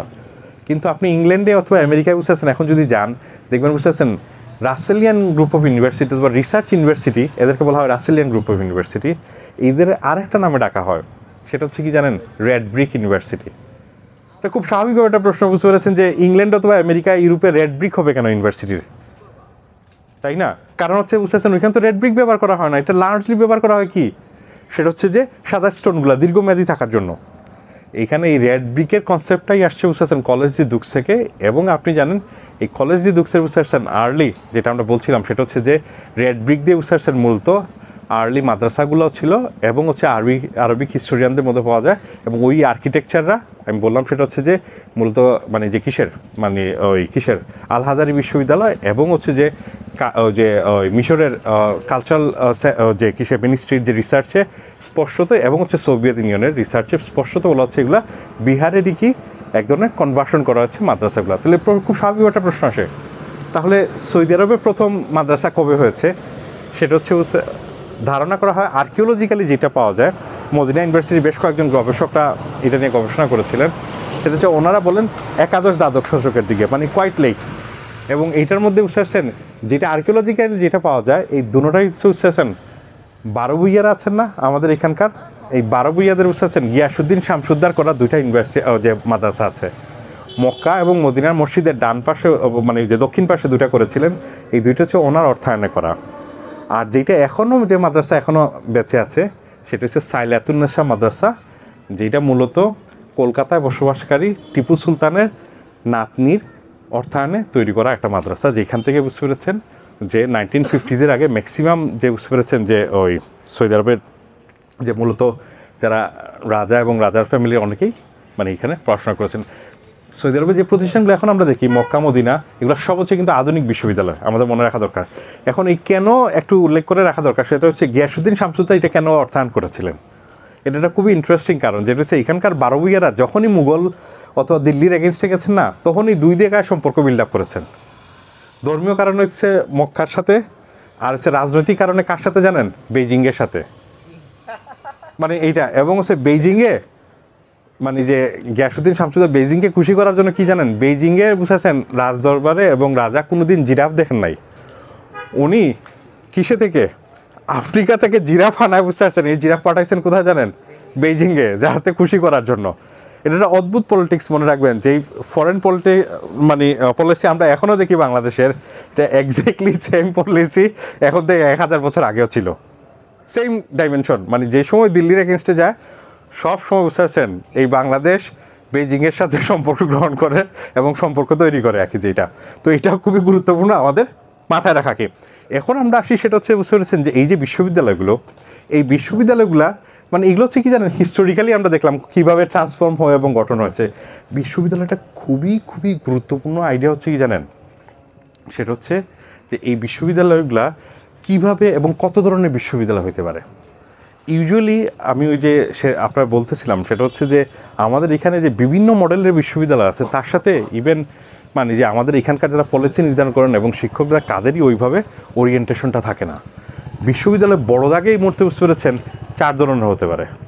একটা হচ্ছে টিচিং ইউনিভার্সিটি, একটা হচ্ছে রিসার্চ ইউনিভার্সিটি, একটা হচ্ছে সেন্ট লুইস ইউনিভার্সিটি, আর একটা হচ্ছে ডিকলোনিয়াল ইউনিভার্সিটি, যেটা হচ্ছে বিপরিবেশিত বিশ্ববিদ্যালয় বলে আমরা বলছি আর কি। এখন টিচিং ইউনিভার্সিটিটা কি, টিচিং ইউনিভার্সিটিটা মূলত হচ্ছে বুঝতে পারছেন আর্লি যে ইউনিভার্সিটিগুলোর ট্র্যাডিশনটা, এটি হচ্ছে টিচিং ইউনিভার্সিটি। তার মূল এবং প্রাইমারি লক্ষ্যটা হচ্ছে কি, মূলত পাঠদান করানো। অন দ্য আদার হ্যান্ড এই যে পাঠদান করা এবং হচ্ছে যে মানে যে এই পাঠদান করা ইউনিভার্সিটির মূলত মানে যে আপনি এই সম্পর্কে দুর্দান্তভাবে আলোচনা করেছেন কি, খুব নাম করা এক বুঝতে পেরেছেন আইরিশ বিশ্ববাকী, ওনার নাম হচ্ছে যে আইডিয়া অফ ইউনিভার্সিটি নামে, ভন নিউম্যান, দেখতে পারেন ভন নিউম্যানের একটা বই আছে আইডিয়া অফ ইউনিভার্সিটি, খুব বিখ্যাত বই। ওইটা মূলত বুঝতে পারছেন এক ধরনের আমাদেরকে আন্ডারস্ট্যান্ডিং দিয়ে বুঝতে পারছেন যে এই যে পাঠদানকারী বিশ্ববিদ্যালয়গুলোর চরিত্রগুলো কী। পাঠদানকারী বিশ্ববিদ্যালয় এটা হোক বোলোনিয়ার মডেল, যেখানে হইতেছে কি জানেন মোর প্র্যাকটিক্যাল নলেজের উপর গুরুত্ব দেওয়া হয়, অথবা হোক বুঝতে পারছেন প্যারিসের মডেল, যেখানে হইতেছে বুঝতে পারছেন বিকাশের দিকে গুরুত্ব দেওয়া হয়। কিন্তু উভয় ইউনিভার্সিটি বুঝতে পারছেন এক ধরনের বিকাশ শিক্ষা এখানে খুবই গুরুত্বপূর্ণ দেওয়া হয়। এখন আমাদের এখানে যেসব প্রথম বিশ্ববিদ্যালয় হচ্ছে, তাহলে এই কোন মডেলটা নেওয়া হচ্ছে, এটা একটা প্রশ্ন। 2 নম্বর হচ্ছে যে কেন নেওয়া হচ্ছে এবং কীভাবে নেওয়া হচ্ছে। মনে রাখবেন যে মানে যে এই যে জাহাঙ্গীরনগর ঢাকা ইউনিভার্সিটি এইগুলোর সাথে বুঝতে পারছেন রিলেটিভলি টোকিও ইউনিভার্সিটি মাছ মোর বেটার ফাংশন করে। তার একটা কারণ কী হচ্ছেন, এগুলোর প্রত্যেকটার মডেল ডিফারেন্ট, আমরা অনেকে হয়তো এটা খেয়াল করি না। যেমন মনে করেন সেটা হচ্ছে যে কী হচ্ছে যে তাহলে রিসার্চ ইউনিভার্সিটিটা প্রথম তাহলে কোথায় ইমার্জ করছে, সেটা হচ্ছে যে জার্মানিতে, এবং এটাতে গুরুত্বপূর্ণ ভূমিকা কে রেখেছেন, হামবোল্ট, জার্মান মানে পিউরেশিয়ার বুঝতেছেন শিক্ষামন্ত্রী ছিলেন। উনি একটা বিশ্ববিদ্যালয় প্রতিষ্ঠা করেন যেটার নাম হচ্ছে যে মানে ফ্রি ইউনিভার্সিটি অফ বার্লিন, যেটা এখনকে বলা হয় বুঝতেছেন Humboldt free university of Berlin. এইটা মূলত বুঝতেছেন গবেষণাকেন্দ্রিক বিশ্ববিদ্যালয়, যেখানে আজকালকে আমাদের এই বিশ্ববিদ্যালয়ে কী বলি, শিক্ষক এবং শিক্ষার্থী মানে শিক্ষক নলেজ দেন, শিক্ষার্থী কি গ্রহণ করেন। এখানে কি আছে, এক ধরনের হেজেমনির সম্পর্ক আছে, কিন্তু ক্ষমতার সম্পর্ক আছে। ক্ষমতায় কে, শিক্ষক বেশি ক্ষমতাবান না, দেন হইতেছে কি জানেন শিক্ষার্থী, এবং হচ্ছে এটা একটা খুব প্যাসিভ সম্পর্ক, সেটা হচ্ছে আপনি গ্রহণ করেন আমি শুধু দিতে থাকি, থাকে না। কিন্তু রিসার্চ ইউনিভার্সিটি মডেল কিন্তু খুবই ডিফারেন্ট। রিসার্চ ইউনিভার্সিটিতে যেটা বলা হয় কি জানেন, সেটা হচ্ছে কি মানে যে একজনকে বলা হয় সিনিয়র রিসার্চার, আরেকজনকে কি বলা হয় জুনিয়র রিসার্চার। তার মানে শিক্ষক এবং শিক্ষার্থীর বুঝতেছেন পুরো ডাইমেনশনটা রিসার্চ ইউনিভার্সিটি হচ্ছে কি একজন আগে রিসার্চ করেছেন, আরেকজন কি পরবর্তী সময় রিসার্চ করছেন। ফলে জ্ঞানের প্রতি দৃষ্টিভঙ্গি শুধু এখানে পৃথক থাকে না, অ্যাট দ্য সেম টাইম বুঝতে পেরেছেন কী পৃথক থাকে, সেটা হচ্ছে যে এটার সম্পর্কের জায়গাটা, মানে যে শিক্ষক শিক্ষার্থীর, কারণ ওই ক্যাটাগরির মধ্যে দিয়ে আসলে দেখা হয় না রিসার্চ ইউনিভার্সিটিগুলো। এখন রিসার্চ ইউনিভার্সিটিগুলো কেন জার্মানিতে মানে এসে হাজির হয়, তার একটা গুরুত্বপূর্ণ কারণ হচ্ছে কি জানেন, সাধারণত ইউরোপের দেশগুলো যেগুলো ফাইন্যান্সিয়ালি বুম করছিল ওই সময়, এরা লার্জলি হচ্ছে উপনিবেশনের মাধ্যমে করতেছিল, ডিস্টর্শনের মাধ্যমে, লুট করার মাধ্যমে। জার্মান তো বুঝতেছেন কলোনিয়াল এম্পায়ার না, কলোনিয়াল যদি এম্পায়ার না থাকে আপনার কী করতে হবে, টেকনোলজিক্যালি ডেভেলপ করতে হবে, এবং টেকনোলজিক্যালি যদি আপনি ডেভেলপ করতে চান তাহলে কোন দিকে অগ্রসর হবেন আপনি, সেটা হচ্ছে বুঝতে পারছেন যে আপনি ইউনিভার্সিটির মধ্যে বুঝতে পারছেন রিসার্চ দরকার ইন্ডাস্ট্রিয়ালাইজেশনের জন্য। ফলে এই রিসার্চ ইউনিভার্সিটির মডেলটা কোথায় ইমার্জ করেছে, জার্মানিতে মডেল করেছে। এখন এটা কোথায়, late 18th century, early 19th century, তো মিডিল 19th সেঞ্চুরিতে। অন্যদিকে একটু বিষয় একটু বলে রাখা দরকার, সেটা হচ্ছে যে মানে যে আমাদের দেশে বুঝতে পারছেন যে সময় বিশ্ববিদ্যালয়ের বিষয়টা আসলো, যে বিশ্ববিদ্যালয় প্রতিষ্ঠা করা হবে, আমরা সবাই জানি সেটা মূলত এই অঞ্চলের বিশ্ববিদ্যালয়গুলো প্রতিষ্ঠিত হচ্ছে ইংরেজদের হাত ধরে, তাই না? এবং এর একটা প্রেক্ষাপটও ছিল, সেটা হচ্ছে কি 1835 সালে যে সময় ব্রিটিশ পার্লামেন্টে একটা বিল পাস করা হলো, সেটা হচ্ছে কি যে হায়ার কোর্ট এবং অ্যাডমিনিস্ট্রেশনের ল্যাঙ্গুয়েজ হবে কি ইংলিশ, লোয়ার কোর্টের ভাষা হবে কি ভার্নাকুলার, মানে যে মানে স্থানীয় ভাষা, সেটা বাংলা, উড়িয়া, বিহারি এগুলো হবে। হায়ার কোর্টের ভাষা হবে যে ইংলিশ, এবং হচ্ছে বুঝতে পারছেন যে ওই অ্যাডমিনিস্ট্রেশন ভাষা হচ্ছে ইংলিশ। তখন মূলত ফোর্ট উইলিয়াম কলেজ কিন্তু বুঝতে পেরেছেন আমাদের এখানকার লোকের জন্য না, এটা মূলত হচ্ছে ইংলিশ ইস্ট ইন্ডিয়া কোম্পানির যে স্টাফ ছিল তাদেরকে ট্রেন্ড আপ করার জন্য। এইখানে প্রথম দিকের যে প্রতিষ্ঠানগুলো সেটা হচ্ছে হিন্দু কলেজ, আমরা জানি কলকাতা আলিয়া মাদ্রাসা 1840s দিকে প্রতিষ্ঠিত। এগুলো হচ্ছে বুঝতে পেরেছেন এখানে ইংলিশ মিডিয়ামের যে ইংলিশ যে সিলেবাসগুলো ছিল, যে কারিকুলামগুলো, এটা কিন্তু ওই অ্যাসপেক্ট থেকে আসছে। ফলে মনে রাখবেন বুঝতে পারছেন কওমি মাদ্রাসার সাথে যে দাখিল মাদ্রাসার যে পার্থক্য, এটা কিন্তু হইতেছে ঐতিহাসিক পার্থক্য, এবং দুই দ্বন্দ্বটা কখন শুরু হয়েছে, ম্যাকলের বুঝতে পারছেন 1835-এর পলিসির পর থেকে। তখন মুসলিমদের যে অংশরা মূলত বুঝতে পেরেছেন মানে কলেজ মাদ্রাসা প্রতিষ্ঠা করছেন আলিয়া মাদ্রাসায়, এরা মূলত সিলেবাসটা গ্রহণ করছেন কোনটা, ব্রিটিশ সিলেবাসটা। এই কারণে এই দ্বন্দ্বটা কিন্তু এখনও আছে, মানে যে দ্বন্দ্বটা মানে যে কিসের জায়গা থেকে। এবং আপনি দেখবেন প্রায় সময় মানে যে এই আলাপটা প্রায় সময় উঠে আসে, কওমি মাদ্রাসা যারা, এরা এই সময় এই ক্লেমটা করে থাকেন। তো এই যে নতুন যে এই প্রতিষ্ঠানগুলো, হিন্দু কলেজ, কলকাতা আলিয়া মাদ্রাসা, অসংখ্য সব কলেজ হচ্ছিল, এগুলোর বুঝতে পেরেছেন মান আর বা খুব খারাপ ছিল। বারবার বুঝতে পেরেছেন রিপোর্ট আসতেছিল, খুব বিখ্যাত একটা রিপোর্ট হচ্ছে উড ডিসপাচের রিপোর্ট।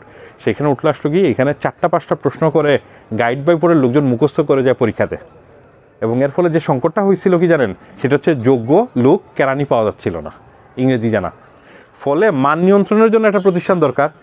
এই প্রতিষ্ঠানটা বুঝতে সিদ্ধান্ত না হয় 1856 সালে কলকাতা বিশ্ববিদ্যালয় করা হবে। এটা মূলত ম্যাট্রিকুলেশন পরীক্ষা নেবে। ম্যাট্রিকুলেশন মানে যে ম্যাট্রিক, আমরা এসএসসি বলি না, এসএসসিকে আগে কী বলা হতো, ম্যাট্রিক পরীক্ষা বলা হতো। ওই পরীক্ষাটা শুধু নেওয়া হচ্ছে এর কাজ, আর কোনো কাজ না কিন্তু।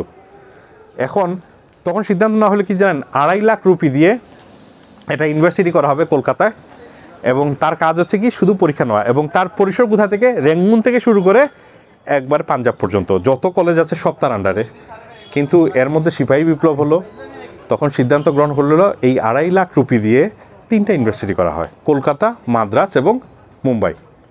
এই যে 3টা ইউনিভার্সিটি যে সময় করা হচ্ছে, এই 3টা ইউনিভার্সিটি করার কারণে যেটা হলো এই একই বাজেট কিন্তু কোনো বর্ধন করা হয় নাই। এই কোনো বিশ্ববিদ্যালয় কী করতো না, পাঠদান করতো না, কিন্তু পড়াইতো না, এরা শুধুমাত্র পরীক্ষা নিত।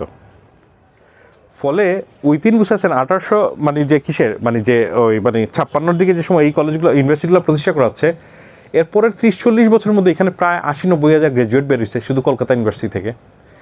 এর মধ্যে কিছু লোক বুঝতে পেরেছেন খুব স্বাভাবিকভাবে, যেটা হচ্ছে যে ব্রিটিশ অ্যাডমিনিস্ট্রেশন চাকরি পাইছে। কিছু লোক হচ্ছে বুঝতে পারছেন মানে যে অবশ্যই চাকরি পাবে না, তার 3 ভাগের 1 অংশ চাকরি পাইছে আসলে ব্রিটিশ অ্যাডমিনিস্ট্রেশনে। বাকি যে 3 ভাগের 2 ভাগ, ওই সময় বুঝতে পারছেন বলা হয়তো কি জানেন, যার নাই কোনো গতি সে করে উকালতি অথবা হোমিওপ্যাথি, তাই না? মানে যে যার কোনো গতিটতি নাই, হেও হয় উকালতি করবে অথবা কী করবে, হোমিওপ্যাথির ব্যবসা করবে। এবং এক্স্যাক্টলি তাই ঘটেছে। বাকি যে 2 অংশ আছে, একটা অংশ বুঝতে পারছেন 3 ভাগের 1 অংশ উকালতিতে ঢুকেছে, আর আরেকটা হচ্ছে হোমিওপ্যাথি ব্যবসায়। এর মধ্যে আরেকটা মজার ঘটনা আছে, এরপরেও কিছু বেকার ছিল, শিক্ষিত বেকার, এবং এরা বুঝতে পারছেন ওই সময় জাতীয়তাবাদী আন্দোলন গোড়াপত্তন হচ্ছে, ব্রিটিশদের বুঝতে পারছেন কলকাতা থেকে লোক শোনা দরকার। তখন তাদেরকে কই আশ্রয় দেওয়া হয় জানেন, ময়মনসিংহে খাস জমি দিয়ে এই শিক্ষিত বেকারদেরকে আশ্রয় দেওয়া ওইখানে। এই কারণে আপনি জানবেন ব্রিটিশ আমলে বুঝতে পেরেছেন ময়মনসিংহে আমি জানি না, অনেকে হাসাহাসি করতেছেন, ময়মনসিংহে হয়তো আপনাদের বাড়িটারি হয়ে থাকতে পারে যে, এবং ভাবতেছেন সেটা হচ্ছে যে এই ময়মনসিংহের শিক্ষিত লোকের পরিমাণ কোত্থেকে বেশি জানেন, সেটা হচ্ছে ব্রিটিশ আমলে তাদেরকে খাস জমি দিয়ে এখানে নিয়ে আসা হয়েছিল। আমি কৃষি বিশ্ববিদ্যালয়ে বক্তৃতা করতে গেছিলাম, ওই সময় তাদের বলতেছিলাম যে এই কেন ময়মনসিংহ বুঝাচ্ছেন কালচারালি এত রিচ, মানে খুবই রিচ, তার কারণ হচ্ছে মূলত এটা শিক্ষিত লোকরা আসছে কলকাতা থেকে। যাই হোক, এখন যে সংকটটা হচ্ছে বুঝতেছেন, এরা তো কেউ পাঠদান করে না, ফলে মানে পাঠদানকারী, এবং এরা তুলে কী মডেল নেওয়া হয়েছিল এই বিশ্ববিদ্যালয়ে, এটা হচ্ছে লন্ডন ইউনিভার্সিটির। এই লন্ডন ইউনিভার্সিটিটা উদ্ভট টাইপের ইউনিভার্সিটি। এইটা একটা ঘটনাচক্রের জন্ম। যে সময় আপনি অক্সফোর্ড অথবা কেমব্রিজে পড়বেন 18 অথবা 19 সেঞ্চুরিতে, আপনার কোনো না কোনো চার্চের মেম্বার হইতে হয়, প্রথম শর্ত ছিল। 2 নম্বর হইতেছে কি জানেন, আপনি গ্র্যাজুয়েশন হওয়ার পরে আপনি একটা অথ নেবেন, শপথ গ্রহণ।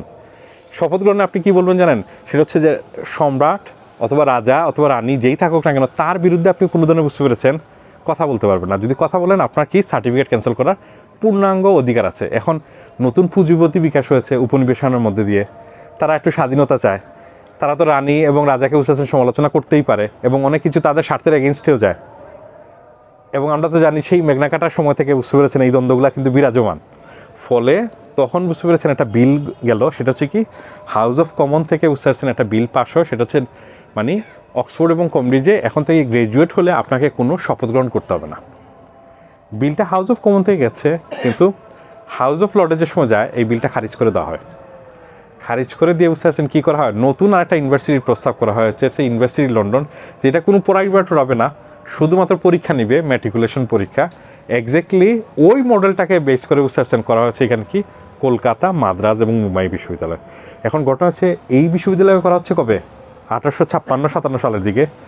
মজার বিষয় হচ্ছে কি জানেন, 1852 দিক থেকে অলরেডি মানে এই প্রজেক্ট ফেল, ইউনিভার্সিটি অফ লন্ডনের প্রজেক্ট ফেল। ফলে কী করেছে, ইউনিভার্সিটি অফ লন্ডনও পাঠদানকারী প্রতিষ্ঠান হয়ে গেছে। অন্যদিকে বুঝেছেন, কিন্তু ভারতবর্ষে এই থাকে না বস্তা বস্তা মডেল, যেই মডেলটা অনুসরণ করা হচ্ছে।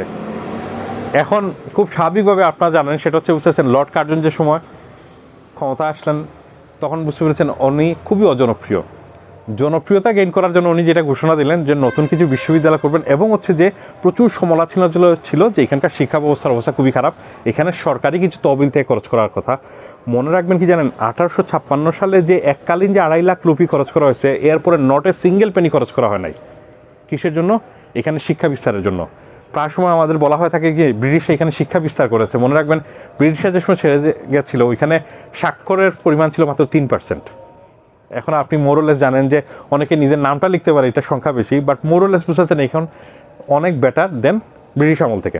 এখন যে মূল ঘটনাটা হয়েছে যে সেটা হচ্ছে যে ওই কিসের, যে তখন এই কার্জনের উপরে চাপ হলো, কার্জন কী করলেন, জনপ্রিয় কিছু করেছেন, সিদ্ধান্ত নিলেন। এর মধ্যে হচ্ছে পূর্ববঙ্গে থাকে না আলাদা প্রেসিডেন্সি করা, আমরা জানি যে সেটা আসামকে এইটার অন্তর্ভুক্ত করা, এবং তখন ঢাকা বিশ্ববিদ্যালয় সহ আরও কিছু বিশ্ববিদ্যালয়ের প্রস্তাব আসে। এখন যে সময় বুঝতে পারছেন যে প্রেসিডেন্সির বঙ্গভঙ্গটা ফেল করে যায়, তখন হচ্ছে কি খুশি করার জন্য আমরা জানি যে ঢাকা ইউনিভার্সিটির প্রস্তাবটা আসে। এখানে বিরোধিতাও ছিল, আমরা সবাই জানি। এবং হচ্ছে একই সময় বুঝতে পারছেন আরও কয়েকটা বিশ্ববিদ্যালয়ের প্রস্তাব আসে, সেটা হচ্ছে ঢাকা বিশ্ববিদ্যালয়, দিল্লি বিশ্ববিদ্যালয়। এই বিশ্ববিদ্যালয়গুলো একই সময়কার করা সব, এবং এই বিশ্ববিদ্যালয়গুলোতে কী মডেল মানে গ্রহণ করা হয়েছিল, সেটা হচ্ছে যে 18 সেঞ্চুরিতে যে পাঠদানকারী মডেল আছে না অক্সফোর্ডে, সেই মডেল। এবং এই কারণেই বলা হয় কি জানেন, ঢাকা ইউনিভার্সিটি হচ্ছে প্রাচ্যের অক্সফোর্ড। এটা এই কারণে না যে এটা অক্সফোর্ডের মতো মানসম্পন্ন, এটা সিম্পলি এই কারণে এখানে পাঠদান করা হয়। আগেরগুলোতে পাঠদান করা হইতো না, আগেরগুলো ছিল লন্ডন ইউনিভার্সিটি মডেল। আর এটা শুধু ঢাকা ইউনিভার্সিটি না, এটা দিল্লি ইউনিভার্সিটিকে তো এটা সত্য, সেও কী করছে, পাঠদান করতেছে আর কি। বাট এখানে একটা ফুটনোট দিয়ে রাখি, প্রথমত 1896 সালের দিকে, 86 সালের দিকে ওই যে কিসে পাঞ্জাব বিশ্ববিদ্যালয় একটা করা হয়, ওইখানে একটা কোর্সের বুঝেছেন 30,000 রুপি দিত। সেটা হচ্ছে শুধুমাত্র কিসের জন্য, মানে আইন পড়ানোর জন্য। কিন্তু এই যে নতুন বিশ্ববিদ্যালয় করা হলো, এখন মানে একটা সিদ্ধান্ত গ্রহণ করা হলে বুঝতেছেন যে সেই সময় এই শিক্ষার জন্য বুঝতেছেন বছরে 5 লাখ রুপি বুঝতেছেন স্পেন্ড করবে ব্রিটিশ সরকার। এর আগে কিন্তু বুঝতেছেন রানীর সরকার কোনো টাকা পয়সা এখানে স্পেন্ড করতো না। এই যে 5 লাখ টাকা যদি বুঝতেছেন খরচ করা হবে, তাহলে এই 5 লাখ টাকা বুঝতেছেন খরচ যে করার জন্য কি আপনার একটা প্রতিষ্ঠান দরকার না, সেইটাই করা হলে বুঝতেছেন মঞ্জুরি কমিশন। এই হচ্ছে মঞ্জুরি কমিশনের ইতিহাস। ইভেন আমি দেখেছি অনেক মঞ্জুরি কমিশনের বুঝতেছেন লোকজনও জানতেন না যে মঞ্জুরি কমিশন কোত্থেকে আসছে। তো এক বক্তৃতা এটা বলার পর আজকালকে দেখি অনেকেই একই মোরলেছে এই আলাপ টালাপ করেন। সেটা হচ্ছে মঞ্জুরি কমিশন হচ্ছে ওই 5 লাখ টাকা যে ভাগ বটরা করে দেওয়া হবে না, ওইটার জন্য একটা মঞ্জুর করতে হবে না, ওই মঞ্জুর করার জন্য একটা কমিশন করা হয়েছিল, ওই মঞ্জুরি কমিশন, যেটা পরবর্তী সময় মানে যে 47 পরে হলো হচ্ছে পাকিস্তান মঞ্জুরি কমিশন এবং ইন্ডিয়ান মঞ্জুরি কমিশন, মানে ইউনিভার্সিটি গ্রান্ট কমিশন, এবং এরপরে বাংলাদেশে এসে বাংলাদেশ গ্রান্ট কমিশন হচ্ছে। তার মানে এইটা মূলত এত দুর্বল একটা প্রতিষ্ঠান, এবং তার কাজই হইতেছে বুঝতেছেন টাকা শুধু ডিসপাচ করা, সেটাও করে না, এটা মূলত অর্থ মন্ত্রণালয় করে থাকে আর কি, শুধু উপর থেকে কিছু সিদ্ধান্ত নিয়ে থাকে। এখন মনে রাখবেন ওই সময় প্রথম বুঝতেছেন যে জেলা কলেজগুলো দেখেন না বাংলাদেশের বিভিন্ন জায়গায়, জেলা কলেজগুলো কিন্তু এক্স্যাক্টলি ওই সময় হয়েছে, যে ওই হাতে গোনা কিছু বিভিন্ন জেলাগুলো যে স্কুলগুলো জেলা স্কুল বলা হয়, যেগুলো এখনও কলেজিয়েট, যেগুলো এখনও খুব বেশ ভালো স্কুল, ওইগুলো কিন্তু এই 5 লাখ টাকা বুঝতে পেরেছেন বছর যে স্পেন্ড করা হতো তার এই অংশ হিসাবে। এর আগে ওই অর্থে কোনো টাকা পয়সা স্পেন্ড করা হতো শিক্ষা দীক্ষার ক্ষেত্রে। তখন শিক্ষার ধারণা কী ছিল? শিক্ষা হচ্ছে ব্যক্তিগত, প্রাইমারি এডুকেশন কার দায়িত্ব? পরিবারের দায়িত্ব, এবং শিক্ষা কিন্তু সত্যি সত্যি এক্সপেন্সিভ ছিল। এখন এই একই অবস্থার দিকে আমরা আস্তে আস্তে ক্রমাগত যায় পৌঁছাচ্ছি, যেটা আপনি খেয়াল করলে বুঝতে পারবেন। গভর্নমেন্ট যে হারে বুঝতে পারছেন বাজেট টাজেট এইসব বিষয়ে কাজ করছে, কোনো মানসম্পন্ন শিক্ষা অথবা শিক্ষা ব্যবস্থা এখানে থাকবে না। ইভেন যে মানে যে 1.36% বলা হয়ে থাকে জিডিপির খরচ করা হচ্ছে, যদিও 3% মিনিমাম করার কথা, সত্যিকার অর্থে বাস্তবতা যদি আপনি দেখেন সেটা হচ্ছে বুঝতে পেরেছেন যে রূপপুরের যে পারমাণবিক গবেষণা আছে না, সেখানে ইনস্টলমেন্টের টাকাও যায় কোথা থেকে জানেন? মানে যে এই কিসের থেকে শিক্ষা, মানে যে শিক্ষার ক্ষেত্রে যে বরাদ্দ আছে না সেটার থেকে। আর্মি রিসার্চ এখান থেকে যায়, বিভিন্ন বুঝতেছেন রিসার্চ ইনস্টিটিউটগুলো আছে না, পারমাণবিক রিসার্চ থেকে শুরু করে অন্যান্যগুলো, সবগুলোর টাকা হইতেছে কি এই শিক্ষার নামে যে বরাদ্দ দেওয়া হয় এই বরাদ্দের অংশ হিসাবে। মূলত শিক্ষার বরাদ্দের পরিমাণ অত্যন্ত কম বাংলাদেশে। ফলে আপনি যে শিক্ষা পান বুঝতে পেরেছেন, এটা নিয়ে খুবই খুশি থাকার কথা, কারণ এই টাকায় এ থেকে ভালো শিক্ষা পাওয়ার কোনো সুযোগ নাই। শুনতে খারাপ লাগতে পারে, বাট বাস্তবতা কিন্তু এটা। যেমন কি জানেন, আমাদের দেশের অনেক শিক্ষকরা মনে করেন যে বাংলাদেশের বুঝতেছেন ঢাকা জাহাঙ্গীরনগর কী হবে, মানে যে অক্সফোর্ড কেমব্রিজের মধ্যে হবে। আপনি জানেন যে একটা বিভাগে সেমিনার করার জন্য কয় টাকা দেওয়া হয়? শুনলে বিস্মিত হবেন, সেটা হচ্ছে 6 মাসের জন্য 8,000 টাকা দেওয়া হয় সেমিনারের জন্য, এবং এই 8,000 টাকা দিয়ে এক্সপেক্ট করা হয় সে অক্সফোর্ডের সাথে কম্পিট করবে অথবা কেমব্রিজের সাথে কম্পিট করবে। এইরকম হাস্যকর মানে পরিস্থিতি বিশ্বে আর কোথাও দেখবেন না, এরকম উদ্ভট। তার কারণ হচ্ছে কি জানেন, আমাদের এখানকার যে বিশ্ববিদ্যালয়গুলো এইগুলা মূলত একটা উপনিবেশিক প্রতিষ্ঠান, এবং এইগুলো করা হয়েছে কি জানেন ভন নিউম্যানের দ্য আইডিয়া অফ ইউনিভার্সিটি অনুসারে। সেটা হচ্ছে কি, সেটা হচ্ছে যে এখানে বিকাশধর্মী মডেল। এবং এই বিকাশ কোন ধরনের সেটা হচ্ছে কি জানেন, মেকলে বলেছিলেন, we want such N Indian who looks like Indian but things like European. এবং এক্স্যাক্টলি এই কারণে কী করা হলো, প্রথম এই উপমহাদেশেই বুঝতে পেরেছেন প্রথম কী চালু করা হয়েছিল, মানে পাঠদানের অংশ হিসাবে যে ইউরোপিয়ান ফিলসফি, ইউরোপিয়ান হিস্ট্রি এবং ইংলিশ লিটারেচার। ইংলিশ লিটারেচার তখন অক্সফোর্ডেও পড়ানো হতো না, যখন আমরা সবাই জানি এখানে যে সময় পড়ানো শুরু হয়েছে। তার মানে আপনি বুঝতেই পারছেন, এবং তার মূল কারণ হচ্ছে কি, এমন একটা শ্রেণী তৈরি করা দেখতে, ভাবতে এবং চিন্তায় ইউরোপিয়ানদের মতো চিন্তা করতে পারে। ফলে আপনারা অনেকেই যে আখতারুজ্জামান ইলিয়াসের সংস্কৃতির ভাঙা সেতু পড়েছেন না, ওই সেতু তো ভাঙা হওয়ারই কথা, কারণ এটা তো এমন এক শ্রেণী তৈরি করছে বুঝতে পারছেন যে মাছ শ্রেণীর সাথে কোনো তার সম্পর্ক নাই, সে পৃথক শ্রেণী। আমি তো প্রায় সময় বলি বুঝতে পারছেন, মানে যে কিসে ওই যে মার্ক জুকারবার্গরে বুঝতে পারছেন থ্যাঙ্কস একটা দেওয়া উচিত আর ইউটিউবের মালিকরা, মানে যে কী কারণে এরাই তো বুঝতে পারছেন এই সেতু জোড়া লাগাইছে। এই যে অভ্যুত্থান কিন্তু কখনোই সম্ভব হতো না, 2 সেতু কিন্তু জোড়া লাগছে এইসব। আমাদের চিন্তা ভাবনা একদম মিলের জায়গা হয়েছে না 2 শ্রেণীর মধ্যে, এটা সম্পূর্ণ হয়েছে কি জানেন সোশ্যাল মিডিয়া, ফেসবুক এবং ইউটিউবের কারণে। কারণ সে এই ভাঙা সেতুটা খানিকটা হলেও জোড়া লেগেছে, তা না হলে এটা থাকে না যে ডিবেটের। এবং এরপর তো বিষয়গুলো আরও পরিষ্কার হয়েছে যে আস্তে আস্তে থাকে না এক ধরনের কমন সিমিওটিক্স তৈরি হয়েছে। সিমিওটিক্স না তৈরি হলে কখনো আপনি বুঝতে পারছেন সংঘবদ্ধ হইতে পারবেন না, ফলে খুব সবসময় ফ্র্যাকচার সোসাইটি থাকে। এখন আমি একটু বলে রাখি, অক্সফোর্ড আপনি এটা বলতে পারেন তাহলে অক্সফোর্ড ইউনিভার্সিটিতে গবেষণা করে থাকে, তাহলে বুঝতে পারেন জি সবাই খেতে থাকুক, আমার তো আর সমস্যা হয় না, আমি তো আর অভ্যস্তই। হ্যাঁ যে কিসে, হ্যাঁ হ্যাঁ না অবশ্যই কোনো সমস্যা নেই। যেখানে ছিলাম সেটা হচ্ছে যে কিসের ওই কী যেন যে কিসের যে ওই অক্সফোর্ড ইউনিভার্সিটি যেটা হয়েছে, অক্সফোর্ড ইউনিভার্সিটিতে যেটা হলো যে সেটা হচ্ছে যে মানে বাই দ্য টাইম যে সময় বুঝতে আছেন যে দিল্লি ইউনিভার্সিটি, ঢাকা ইউনিভার্সিটি হচ্ছে, by then Oxford university already হাম্বলটের মডেল নিয়েছে। সেটা হচ্ছে কী নিয়েছে, সেটা হচ্ছে একটা রিসার্চ ইউনিভার্সিটি হয়ে গেছে। অন্যদিকে বিশ্ববিদ্যালয়কে ধারণা একটা গুরুত্বপূর্ণ ভূমিকা রাখছে কে জানেন, সেটা হচ্ছে আমেরিকা। আমেরিকায় যেটা হচ্ছে আমাদের এখানে আমরা যে 2 মডেল দেখলাম না, রিসার্চ ইউনিভার্সিটি এবং হচ্ছে ওই কিসের মানে বিকাশধর্মী ইউনিভার্সিটি, লার্নিং ইউনিভার্সিটি। এই বিকাশধর্মী ইউনিভার্সিটি এবং লার্নিং ইউনিভার্সিটিতে ইত্যাদি বুঝতে পারছেন সবসময় এটা বিশেষ অর্থনৈতিক শ্রেণীর বাচ্চা কাচ্চারা যেত, সেটা ইউরোপে বলেন অথবা তার প্রান্তের যে দেশগুলো আছে না, কলোনিয়াল কান্ট্রিগুলোতে আছে, সে কি একই জিনিস। কিন্তু আমেরিকায় বুঝতে পেরেছেন যে সব প্রথম বিশ্ববিদ্যালয় করা হয় যেগুলো ল্যান্ড গ্রান্ট ইউনিভার্সিটি নামে পরিচিত, ওইখানে হচ্ছে প্রথম কী হয় জানেন, সেখানে হচ্ছে সাধারণ মানুষের সন্তানরা বুঝতে পারছেন কোথায় যে হাজির হলো, ইউনিভার্সিটিতে হাজির হলো। এবং মনে রাখবেন বুঝতে পারছেন আমেরিকায় মানে যে মূলত মানে সিভিল ওয়ারের পরে একটা আইন করে 1800 মানে যে 50-52 দিকে, সেটা হচ্ছে মরিল অ্যাক্ট বলে। এই অ্যাক্ট অনুসারে কোনো এক কংগ্রেসম্যান তার এলাকায় 30,000 একর জায়গা বিক্রি করে একটা ইউনিভার্সিটি করতে পারবে, এবং বাকি টাকাটা সে কি ইনভেস্ট করবে, শেয়ার মার্কেটে, যেখান থেকে মিনিমাম 5% ইন্টারেস্ট আসার কথা। কিন্তু যা হওয়ার তাই হয়, ইনভেস্টর হয়তো নাই, বুঝতে পেরেছেন এই টাকাটা আসলে খরচের মধ্যে যায় এবং হচ্ছে এরা মানে বুঝতে পারছেন পুরো টাকাটাই খরচ করে। কিন্তু ওই সময় কী হয় জানেন, শর্ত ছিল যে ইউনিভার্সিটিগুলোর মধ্যে দুটো জিনিস করা হবে, সেটা হচ্ছে কি জানেন, ইঞ্জিনিয়ারিং রাখতে হবে, আরেকটা কি রাখতে হবে, কৃষি। এবং আপনি শুনলে অবাক হবেন বুঝতে পারছেন প্রত্যেকটা ইউনিভার্সিটিতে পরবর্তী সময় হিচ প্রজেক্টের আন্ডারে $15,000 করে দেওয়া হয়তো, বুঝতে পারছেন শুধু কৃষির বিষয়ে রিসার্চ করার জন্য এবং লোকাল কৃষি ডেভেলপ করার জন্য। ফলে আমরা দেখেছি কি জানেন, আমেরিকায় কৃষি বিপ্লব হয়েছে, দুর্দান্ত কৃষি বিপ্লব হয়েছে না, দুর্দান্ত একটা কৃষি বিপ্লব হয়েছে এরপরে আমেরিকায়। কিন্তু মজার বিষয় হচ্ছে আপনি জানেন, সেটা হচ্ছে যে 1700 বুঝতে পেরেছেন মানে যে কিসে মানে 86 থেকে শুরু করে মানে যে পরবর্তী 20 বছরের মধ্যেই দেখা যায় কি বুঝতে পারছেন 1/3 বাঙালি মারা গেছে শুধু কি দুর্ভিক্ষের কারণে। দুর্ভিক্ষের একটা মেজর কারণ কী ছিল, এখানে যেখানে ধান উৎপাদন হতো সেখানে কি করা হয়েছে, সেটা হচ্ছে নীল চাষ সহ অন্যান্য যে চাষগুলো করা হতো, ফলে এখানে খাবারের ভয়ঙ্কর সংকট থাকা হয়েছে। এবং হচ্ছে আমরা একই সাথে জানি সেটা হচ্ছে মূলত 1880 থেকে 1920 সালের মধ্যে শুধুমাত্র আমাদের এই এলাকায় বুঝতে পারছেন 10 কোটি লোক মারা গেছে কি জানেন, পলিসিগত কারণে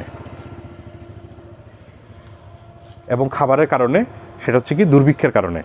এবং 120 বছরে ব্রিটিশ আমলে মানে বুঝতে পারছেন মোরলে 37টার মতো বুঝতে পেরেছেন কী হয়েছে, দুর্ভিক্ষ হয়েছে, যেটা হচ্ছে প্রত্যেক 4 বছরে একটা।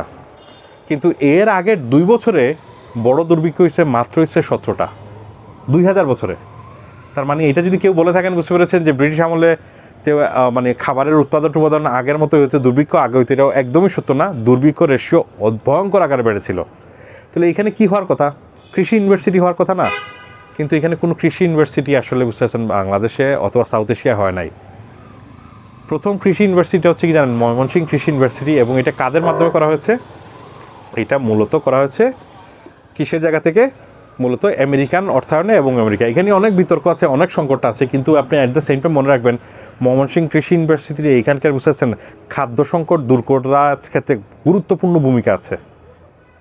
ফলে কী হয়েছে জানেন, আমেরিকার ইউনিভার্সিটিগুলো যেগুলো হচ্ছে যে বুঝতে পারছেন সোসাইটির প্রতি যে কমিটমেন্ট থাকে, অ্যাট দ্য সেম টাইম এখানে যে কলোনিয়াল মডেল যে ইউনিভার্সিটিগুলো আছে, এটা একটা সিভিল সোসাইটি তৈরি করে।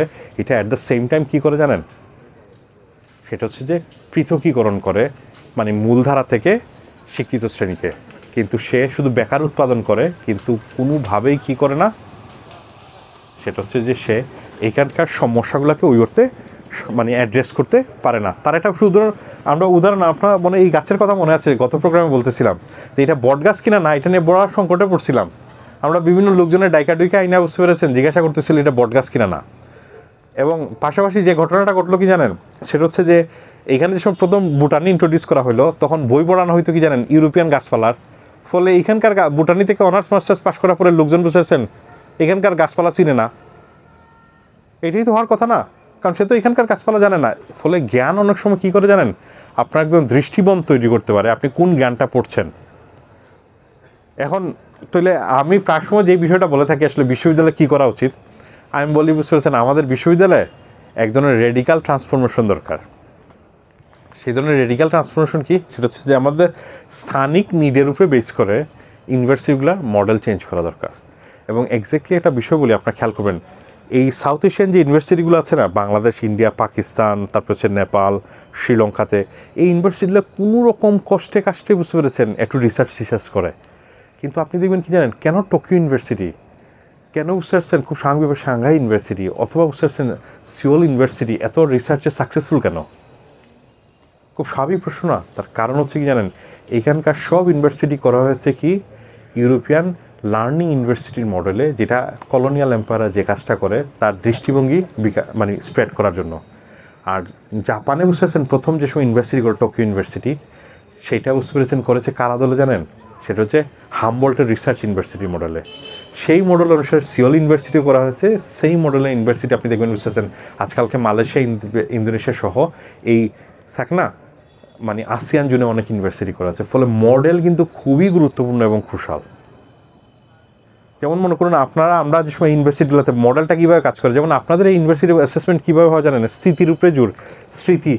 আপনি 70 মার্কের পরীক্ষা দেন, তারপর টিউটোরিয়াল মার্ক বুঝতেছেন 3টা হয়, সেটাও কি মুখস্থ? তাই না? তার মানে হচ্ছে আপনি কতগুলো মুখস্থ বিষয় গলদীকরণ করার মধ্যে দিয়ে এই প্রক্রিয়া, এগুলো হচ্ছে কি লার্নিং ইউনিভার্সিটি মডেল। তাহলে রিসার্চ ইউনিভার্সিটির মডেলটা কি? কমপ্লিটলি ভিন্ন। রিসার্চ ইউনিভার্সিটি আপনাকে ফোকাস করবে কি জানেন? আপনার সফট স্কিল ডেভেলপ করছে কিনা না, সেটা হচ্ছে আপনার রাইটিং, রিডিং এবং ক্রিটিক্যাল থিঙ্কিং। এবং রাইটিং, রিডিং এবং ক্রিটিক্যাল থিঙ্কিংয়ের জন্য কি জানেন? আপনাকে তো ইন্ডিপেন্ডেন্টলি রিসার্চ করার সুযোগ দিতে হবে। এখন অনেকে বলবেন যে আপনাকে যদি থিসিস করতে দেওয়া হয় আপনি কী করবেন? বিভিন্ন জায়গা থেকে কপি পেস্ট করে আইনা জমা দিয়ে দিবেন। এগুলো তো কিন্তু একবারে যচ্ছে তাই যুক্তি। কেন জানেন? তার কারণ হচ্ছে খুবই সিম্পল। এখানে বুঝতেছেন 1 কিলোমিটার রাস্তা যদি তৈরি করার জন্য 500 কোটি টাকার মতো বুঝতেছেন খরচ করার সাহস থাকে, মাত্র বুঝতেছেন 50-60 কোটি টাকা এই পুরো সমস্যাগুলো সমাধান করা সম্ভব। কীভাবে? সেটা হচ্ছে এইখানে বুঝতেছেন বাংলায় বুঝতেছেন প্লেজারিজম ডিটেক্টর মানে সফটওয়্যার ডেভেলপ করা, এবং যে যথেষ্ট পরিমাণ ম্যাটেরিয়াল অলরেডি বুঝতেছেন কী হয়ে গেছে, স্ক্যান করা হয়েছে। আমরা এইবার অভ্যুত্থানের পরে বেশ কয়েক জায়গায় আমি বলছিলাম সেটা হচ্ছে আমাদের দ্রুত একটা কী করা উচিত, মানে মূলত যে স্ক্যান যেহেতু প্রচুর হচ্ছে, একটা প্লেজারিজম সফটওয়্যার দিকে ডেভেলপ করার দিকে সম্ভবত ওই দিকে যাচ্ছে আর কি মোরলেস, এবং এট দ্য সেম টাইম একটা ইউনিফর্ম রেফারেন্সিং সিস্টেমও করা হচ্ছে আর কি। তার মানে হচ্ছে আপনি যে সময় এইখানকার বুঝতে পেরেছেন যে গবেষণাধর্মী ইউনিভার্সিটিতে যাবেন, আপনাকে কতগুলো মৌলিক চাহিদা এবং মৌলিক জিনিস দরকার। সেটা হচ্ছে কি, আপনার যেমন মনে করুন লাইব্রেরিতে বুঝতেছেন জ্যেষ্ঠ সহ অন্যান্য বুঝতেছেন গবেষণাধর্মী বুঝতেছেন জার্নালগুলোর অ্যাক্সেস দরকার। এইখানে আপনি যে সময় কী পড়ছেন সেই সময় বুঝতেছেন আপনার থিসিস করার সুযোগ করা দরকার। এই থিসিসগুলো বুঝতেছেন মানে প্লেজারিজম হচ্ছে না, এটার জন্য বুঝতেছেন একটা সফটওয়্যার দরকার। পাশাপাশি একটা বুঝতেছেন রিপ্রেজেন্টেটিভ দরকার যেখানে এটা সংরক্ষণ করা হবে। এবং হচ্ছে এর মধ্যে দিকেই জানেন আপনি একজন রিসার্চ করার এক ধরনের এক্সপিরিয়েন্সের দিকে যাবেন, শুধুমাত্র গলদীকরণ অথবা মুখস্থ করানোর দিকে যাবেন না আপনি। মানে ইভেন তো আপনি বিপরিবেশিক মডেলে যাওয়া মানে হচ্ছে কি জানেন, ফার্দার ডাউন যাওয়া। সেটা হচ্ছে আমাদের এই দেশের স্থানীয় প্রেক্ষাপট অনুসারে বুঝতে পেরেছেন সংকটগুলোর জায়গা থেকে এখানে কী করা, অ্যাড্রেস করা, এক ধরনের বিশ্ববিদ্যালয়গুলো ডেভেলপ করার যে জায়গাগুলো। এখন আমি আপাতত মানে যেহেতু এই আজকের আলাপ তো আর বিপরিবেশিত বিশ্ববিদ্যালয় নিয়ে না, জাস্ট ব্রিফলি আপনাদেরকে বললাম। সেটা হচ্ছে যে মূলত আমরা যেখান থেকে আলাপটা শুরু করেছিলাম সেটা হচ্ছে বিশ্ববিদ্যালয় কী জিনিস, এটা একটা কনসেপ্ট। এই কনসেপ্টটা কি অনেকটা জঙ্গলের মতো, অনেকটা টাকার মতো, এই টাইপের একটা কনসেপ্ট, যেটা হচ্ছে নির্মিত কনসেপ্ট। এবং এটা কোনো বুঝতে পেরেছেন সলিড টেঞ্জেবল কোনো জিনিস না, যেটা হচ্ছে যে গাছপালা এটার মতো না, এটা মোরলেস একটা অ্যাবস্ট্রাক্ট আইডিয়া। এবং এই আইডিয়া কি কন্টিনিউয়াসলি চেঞ্জ হচ্ছে। এটা উদ্ভব যে সময় ঘটতেছে বুঝতে পারছেন ইউরোপের দিকে এক প্যারাডাইমে ঘটছে, আমাদের এই দিকে ঘটতেছে অন্য প্যারাডাইমের মধ্যে দিয়ে। এবং হচ্ছে যে সেটা হচ্ছে যে ওই কিসের একই সাথে আপনার মনে রাখা দরকার, সেটা হচ্ছে যে আমরা দেখলাম কি জানেন বলোনিয়া ইউনিভার্সিটি হচ্ছে শিক্ষার্থীদের ইউনিভার্সিটি, যেখানে শিক্ষার্থী কী ছিল, রিক্টার ছিল প্রধান। অন্যদিকে হচ্ছে প্যারিস ইউনিভার্সিটি হচ্ছে কি মানে মূলত শিক্ষকদের ইউনিভার্সিটি, শিক্ষকরাই ছিল এটার প্রধান। কিন্তু আজকালকের যে ইউনিভার্সিটির মডেলটা এটা মূলত আসতেছে কোথায়, কলেজ দি দুক্স, যেটা খুবই প্রভাবশালী। সেখানে লাইব্রেরির আইডিয়া এবং হচ্ছে বুঝতে পেরেছেন যে ওই মানে অটোনোমাস আইডিয়া এবং স্বায়ত্তশাসনের আইডিয়াটা আসতেছে। এটা মূলত আসতেছে কোথা থেকে, আমরা জানি যে যেটা বললাম যে জেরুজালেমে বুঝতেছেন মানে যে ওই কিসের এক ব্রিটিশ ব্যবসায়ী যুদ্ধ করতে গেছিলেন ক্রুসেডে, আসার পরে এখানে প্রতিষ্ঠা করেন, ওইখানে মাদ্রাসা সিস্টেম থেকে এটা দেখেছেন। এবং মাদ্রাসা সিস্টেমের এই আইডিয়াটা ইসবানে ডেভেলপ করেছে, ইসবান এলাকায় মানে যে কিসের ওই যে ইরানের। এবং সেটা মানে আর্লি ম্যাক্সিমাম মাদ্রাসা মূলত বিহারগুলোতে যে শিক্ষা প্রতিষ্ঠানগুলো ছিল সেই জায়গা, সেই মডেলটা কী করা হয়, এটা প্রচুর আর্কিওলজিক্যাল এভিডেন্স থেকে দেখা গেছে এটা। কিন্তু আমাদের এখানে যে সময় বর্তমান যে ইউনিভার্সিটিগুলো এগুলো একদমই বুঝতেছেন মহাবিহার থেকে আসে না, এগুলো মূলত আসছে কোথা থেকে, কলোনিয়াল পর্বে লার্নিং ইউনিভার্সিটির এক ধরনের মডেল। এই মডেলগুলো বুঝতেছেন এক ধরনের বিশেষ ধরনের বুঝতেছেন আইডিওলজিক্যাল অ্যাপ্রাটাস নির্মাণ করার উদ্দেশ্যে ডেভেলপ করা হয়েছে, যেইটা অনেক করতে এইখানকার যে নিডগুলো আছে, এখানকার যে সংকটগুলো আছে, এটা যে বুঝতেছেন অ্যাড্রেসই করতে পারে না তা না, এটা অ্যাট দ্য সেম টাইম কী করে আপনাদেরকে বুঝতে পেরেছেন এখানকার সমস্যাগুলো দেখতে পারেন না। সবচেয়ে বড় সমস্যা হচ্ছে এই শিক্ষা ব্যবস্থা আপনি নেসেসারিলি বেকার তৈরি করবে। কারণ হচ্ছে আপনি যে স্কিলগুলো ডেভেলপ করেন এটা হচ্ছে বুঝতেছেন ডিফাইন্ড ডিসিপ্লিনারি, সেটা আপনি বর্তমানে কর্মক্ষম হওয়ার জন্য আপনার ডিফারেন্ট ধরনের বুঝতে পারছেন স্কিল দরকার, সেই স্কিলগুলোতে আসলে ফোকাস করে না। এই কারণে আপনি দেখবেন কি জানেন শুনেন এখানে অনেকভাবে বুঝতেছেন, বাইরে অনেক লোকজন এসে কাজ টাজ করে। আপনি দেখবেন বাইং হাউসগুলোতে বাংলাদেশি ছেলেমেয়েরা একটা ইমেইল ছাড়তে পারে না বাইরের কাছে, কারণ সে ইংলিশে লিখতে পারে না। বুঝলাম, আপনি যদি একই ইমেইল বুঝতেছেন বাংলায় লিখতে দেন, সেটাও সে লিখতে পারবে না। ইভেন একই বিষয় যদি তাকে বুঝতেছেন 5 মিনিট সামনে এসে কথা বলতে দেন, সেটাও সে পারবে না। কী কারণে? সেটা হচ্ছে আমাদের এই ধরনের সফট স্কিলগুলোই ডেভেলপ হয় না, কারণ সে আমাদের পুরো মডেলটাই হইতেছে বুঝতেছেন গলদীকরণ অথবা মুখস্থ করার ওই প্রক্রিয়ার মধ্যে দিয়ে যাচ্ছে। আমরা না লিখতে পারি, না আসলে ভাবতে পারি, না আসলে আমরা ক্রিটিক্যালি পড়তে পারি। ফলে আমাদের আসলে এই পুরো এন্টায়ার সিস্টেমই চেঞ্জ করা খুবই গুরুত্বপূর্ণ। আর বিভূষিত বিশ্ববিদ্যালয় could be one of the solution. এটার জন্য আপনারা বুঝতে পারছেন প্রচুর আছে, আমার আলাপ দেখতে পারেন। শুধু অভ্যুত্থানের পরেই মনে আমি 15-20টা ইউনিভার্সিটিতে এই বক্তৃতা দিচ্ছি এই বিষয়গুলো নিয়ে, আপনারা এটা দেখতে পারেন। তবে আমি একটু শেষ করার আগে কয়েকটা বিষয় বলে রাখি, সেটা হচ্ছে যে ব্যর্থতার নমুনা। এই অভ্যুত্থানের পরে আমরা কিছু এক্সপেক্ট করেছিলাম একটা শিক্ষা কমিশন হবে। ওয়াহিদুদ্দিন মাহমুদের উপরে বুঝতেছেন একদম চাপও দেওয়া হয়েছিল। উনি বিভিন্নভাবে কৌশলে বুঝতেছেন, অনেকগুলো বুঝতে পেরেছেন, কিন্তু কমিশন করা হয়েছে, কিন্তু শিক্ষা কমিশন করেন নাই। পাশাপাশি যেটা হলো যে ইউজিসির, সেটা হচ্ছে যে হায়ার এডুকেশনের মূলত একটা দাতা সংস্থার বুঝতেছেন প্রেসক্রাইব যে আইডিয়া, যে মূলত ওয়ার্ল্ড ব্যাংকের, ওইটাই অনুসরণ করা হচ্ছে। অথচ বুঝতে পেরেছেন যেটা হচ্ছে যে এটা রিভাইজ করা দরকার ছিল। বাংলাদেশের ইউনিভার্সিটির যে দুরবস্থা, মনে রাখবেন এই আন্দোলনের একটা গুরুত্বপূর্ণ স্টেক হোল্ডার কিন্তু শিক্ষার্থী এবং শিক্ষকরা, যারা ইউনিভার্সিটির, তাই না? এটা কিন্তু কোনো শ্রমিক আন্দোলন অথবা জনগণ কিন্তু পরে যুক্ত হচ্ছে। ইনিশিয়ালি কিন্তু শুরু হইতেছে কিন্তু ইউনিভার্সিটি কোটা, চাকরি বাকরিগুলো নিয়ে। ফলে এটা কিন্তু long term sustainable structural problem, এবং সেটা শিক্ষা খুব ইম্পর্টেন্ট। এবং আগামীকালকে যেমন হচ্ছে যে ইউজিসি থেকে আমাকে আমন্ত্রণ জানা হচ্ছে যে ওই যে এখানে এমপ্লয়েবিলিটি নিয়ে যে ঝামেলা, এইগুলো নিয়ে বুঝতে পারছেন গোল টেবিল আলোচনা হবে সেখানে আলাপ করার জন্য, এবং রিসার্চটা কীভাবে হইতে পারে এবং এইগুলা বিষয় নিয়ে আমি নিশ্চিত বুঝতে পেরেছেন এগুলা কোনো পরিকল্পিত দীর্ঘমেয়াদী শর্ট টার্ম লং টার্ম যদি বুঝতে পারছেন এক ধরনের পরিকল্পনা না নেওয়া হয়, এইখানকার বিশ্ববিদ্যালয়ে কোনো পরিবর্তন হবে না। এটা আপনারা না বুঝতে পারার কোনো কারণ নাই। ফলে আপনি যদি আমাকে জিজ্ঞাসা করেন, আমার কাছে মনে হয় এই বিষয়ে সিরিয়াস হওয়াটা খুবই গুরুত্বপূর্ণ। আর তা না হইলে বুঝতে পেরেছেন এই বিশ্ববিদ্যালয়ের পরিবর্তন হবে না। এবং অ্যাট দ্য সেম টাইম আপনি মনে রাখবেন কি জানেন, এতে আমাদের কোনো ক্ষতি নাই। আমরা তো বেতন আমরা ঠিকই পাই, আমার তো বেতন কমবে টমবে না, কথা বুঝতে পেরেছেন? বরং আমাদের জন্য তো লাভ। শুধু একই জিনিস বুঝতে পারছেন, পড়ায় বুঝতে পারছেন, বছরের পর বছর চলেই যাইতেছে লাইফ। আমি তো চ্যালেঞ্জড হই না ক্লাসের মধ্যে, তাই না? ক্ষতি কার হয়? আপনাদের হয়, রাষ্ট্রের হয়। ফলে এই বলেই আমি শেষ করছি। ধন্যবাদ।